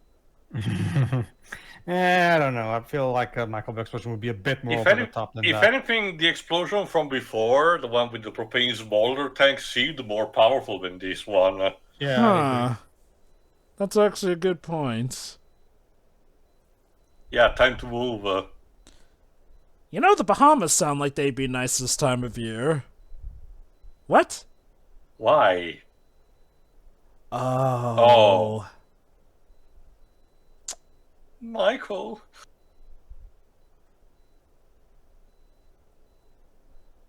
Anna, you've been the generally smart person for the rest of the movie. It's not the right moment to stop having a brain fart. To be fair, she's always been one of the more emotional ones. Remember, like, when the dad was found out to have a bite, even though she was the medical professional on it, Michael was the one more willing to kill, whereas she was like, no, we can't really be sure, even though she had already diagnosed it at that point. So that's another loved one she loses. Damn. But again, to give Michael credit, he pretty much does not hesitate when it comes to this stuff. Well, what else can he do?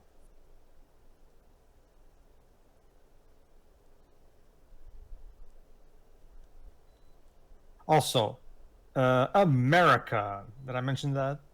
It was still around that time when we were rallying heavily around the flag. Remember, this was also very close to 9/11, so the having a general sense of patriotism was something that people wanted to feel. And this was the second Bush Jr. administration to boot, so yeah. Mm-hmm.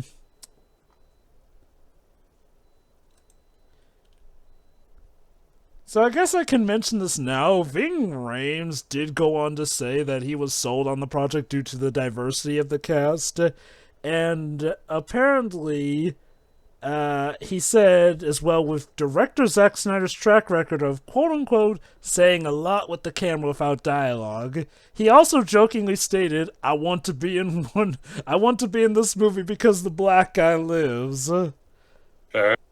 I assume he said this after the movie had been out for a while, at least, so as to not spoil people. Alright, There is a post-credit scene, so don't log off just yet. So thankfully it's not until the end. Hello, topless shots. Again, throughout the credit, we have a set of the minor stock footage scenes. I guess, to be fair, this was still in that era where the best way to see porn, aside from just buying a tape, was to watch a horror movie. Well, at the time, internet porn was in its infancy, yes, but it was okay. At the time, you would watch. There you go. Real player, little small little clips, and it was just yeah. So yeah, I guess this is more justified, like Joe, for the reasons that Jova just said. Yes, definitely. Also, to mention, apparently George Romero was, or generally okay with this movie, but mentions that he was not able to stand the second half. Apparently. I don't recall the second half being particularly bad. Well, that's what if. What the? Wow, for once the stock footage, actually. Oh, Jesus. It's head full. Goodness gracious.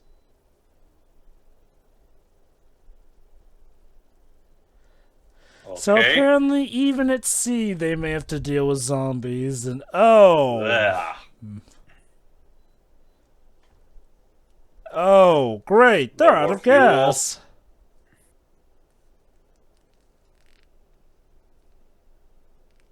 A fire on board. Okay. Yeah, they're going a little stir crazy, aren't they? It seems that this credit sequence might be her land.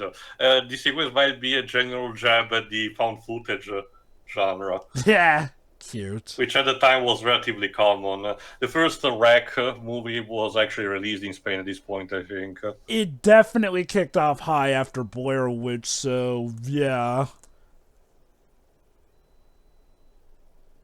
And Chiefs goes.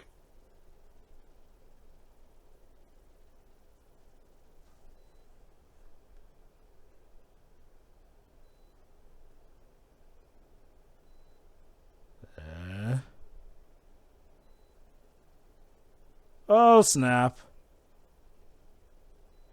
Well, here we go again.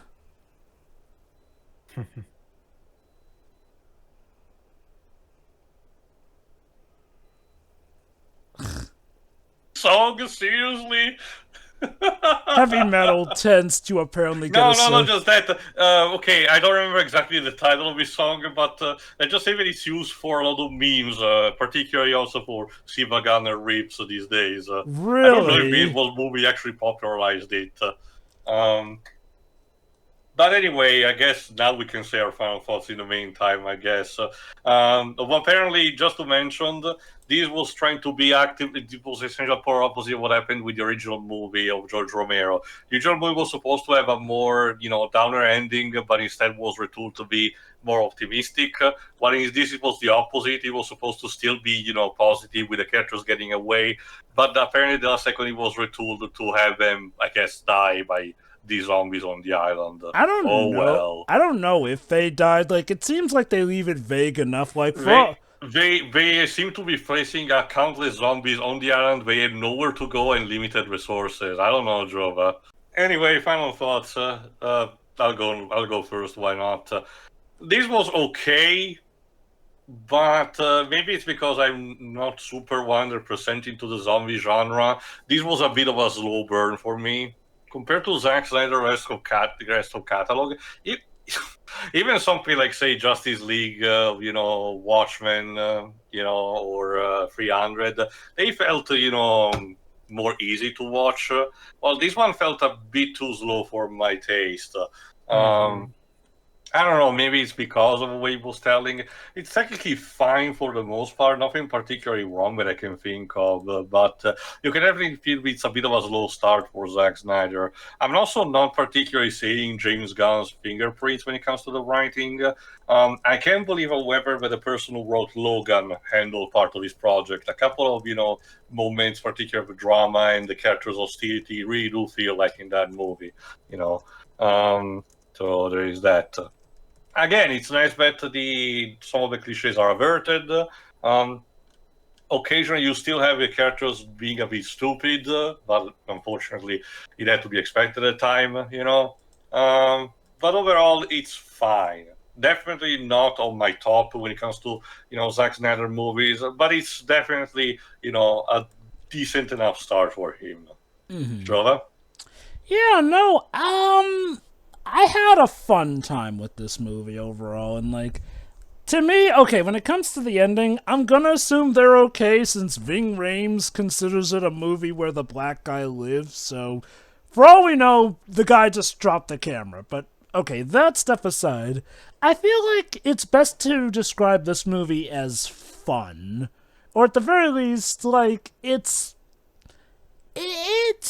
a satiable movie experience overall. I would not call it like, you know, the highest of zombie movie quality, but I wouldn't call it the lowest either. I will say I was pleasantly surprised by a movie made in 2004 especially. It's surprisingly progressive with a lot of its aspects and characters here and there.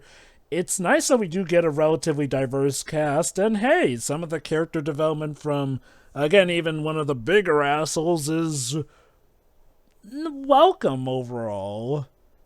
I will agree with Tio, though, that admittedly some things, it's hard for me to put into words, but there are some things about this movie that feel a bit like, I guess to be fair, in regards to how George Romero saw this movie, I can kind of get what he means about the second half feeling.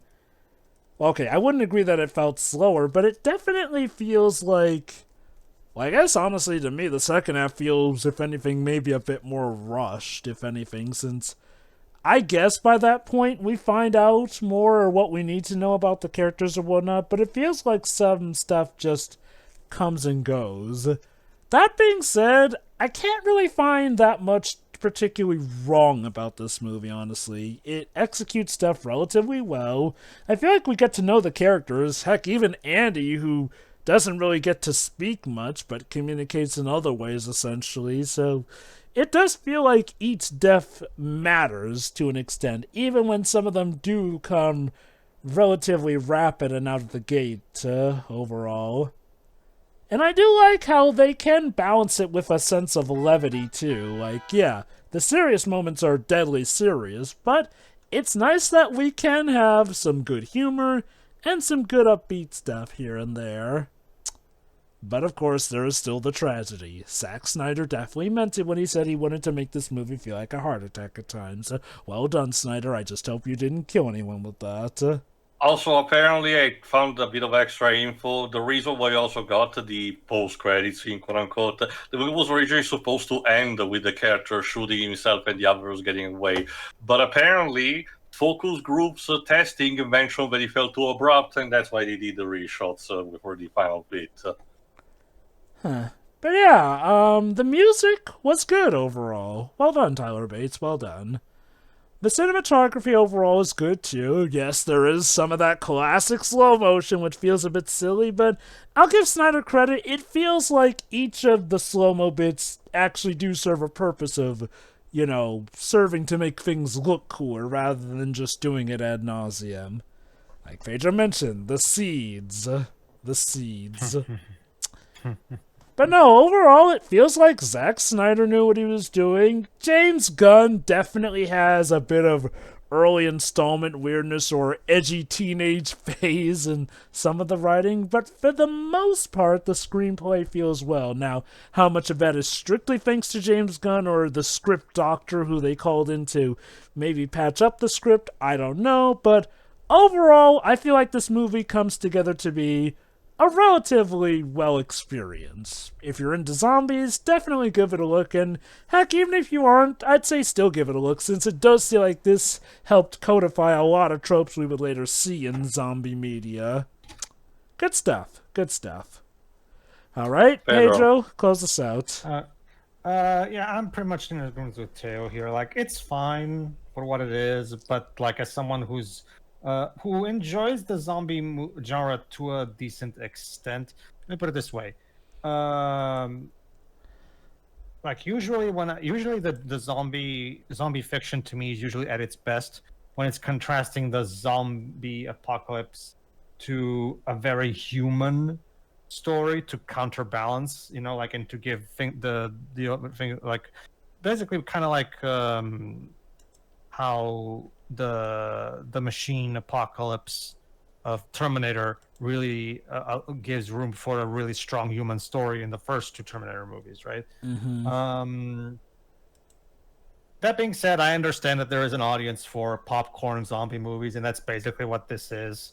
And for what it is, it's fine. It's been a good amount of years since I've seen the original Dawn of the Dead, but I don't remember that one being exactly high art either. I mean, yeah, don't get me wrong, it's a classic of the genre at the same... it could be a case where it was a classic, given that it was one of the earlier examples of the media, which is not to take away from its success, but...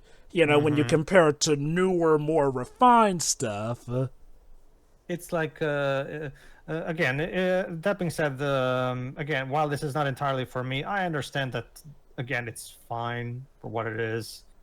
As for Zack Snyder's direction, you can definitely see some of the quirks that he's known for nowadays. And yes, the slow-mo. The slow-mo started here, ladies and gentlemen. keep that in mind for when we reach the end of this marathon. It's interesting seeing Patient Zero, isn't it? Yes, Patient Zero, ladies and gentlemen. Patient Zero. But yeah, Dawn of the Dead. It's fine. Tyler Bates' music also works well. The acting overall is good. The dialogue, on the other hand, especially from Mr. Douche... TJ. Yeah, TJ. CJ. No, CJ. CJ, sorry. Yeah, his dialogue is quite interesting. Like I said, it definitely feels like somebody else wrote that character. And yes, I get that, like Theo said, he's meant to be the asshole character. I understand that. Thing is, the dialogue still feels a bit clumsy, even on those terms. So yeah. Again, it's perfectly fine. It doesn't feel very Snyderish, aside from, like we said, the occasional quirk that pops up here and there. But again, we have to remember that in this movie, he was, for the most part, the director on hire, since he literally had no movies in his resume at this point. So obviously, he couldn't just come here and just start bossing around. Obviously, he had to actually, this was Zack Snyder on a leash, which is something that we haven't had in a while. And even more than we thought, because, like I said, the Universal practically probably did not have faith for this movie since we slashed the budget because of what happened with the House of the Dead movie. That being said, again, it's perfectly fine if you're into this kind of movie. So no harm, no foul, I guess. But that's it, everybody. Next up. We're going to pass on the baton because Theo has an interesting sequel to a movie we've already done. It's weird how it's phrased, because it's sort of a pre-sequel happening at the same time of the first movie, and Snyder only worked on this tangentially rather than completely directing it, but it's still worth checking it out just to complete the set. Tune in eventually next time for 300 Rise of an Empire. Dandy.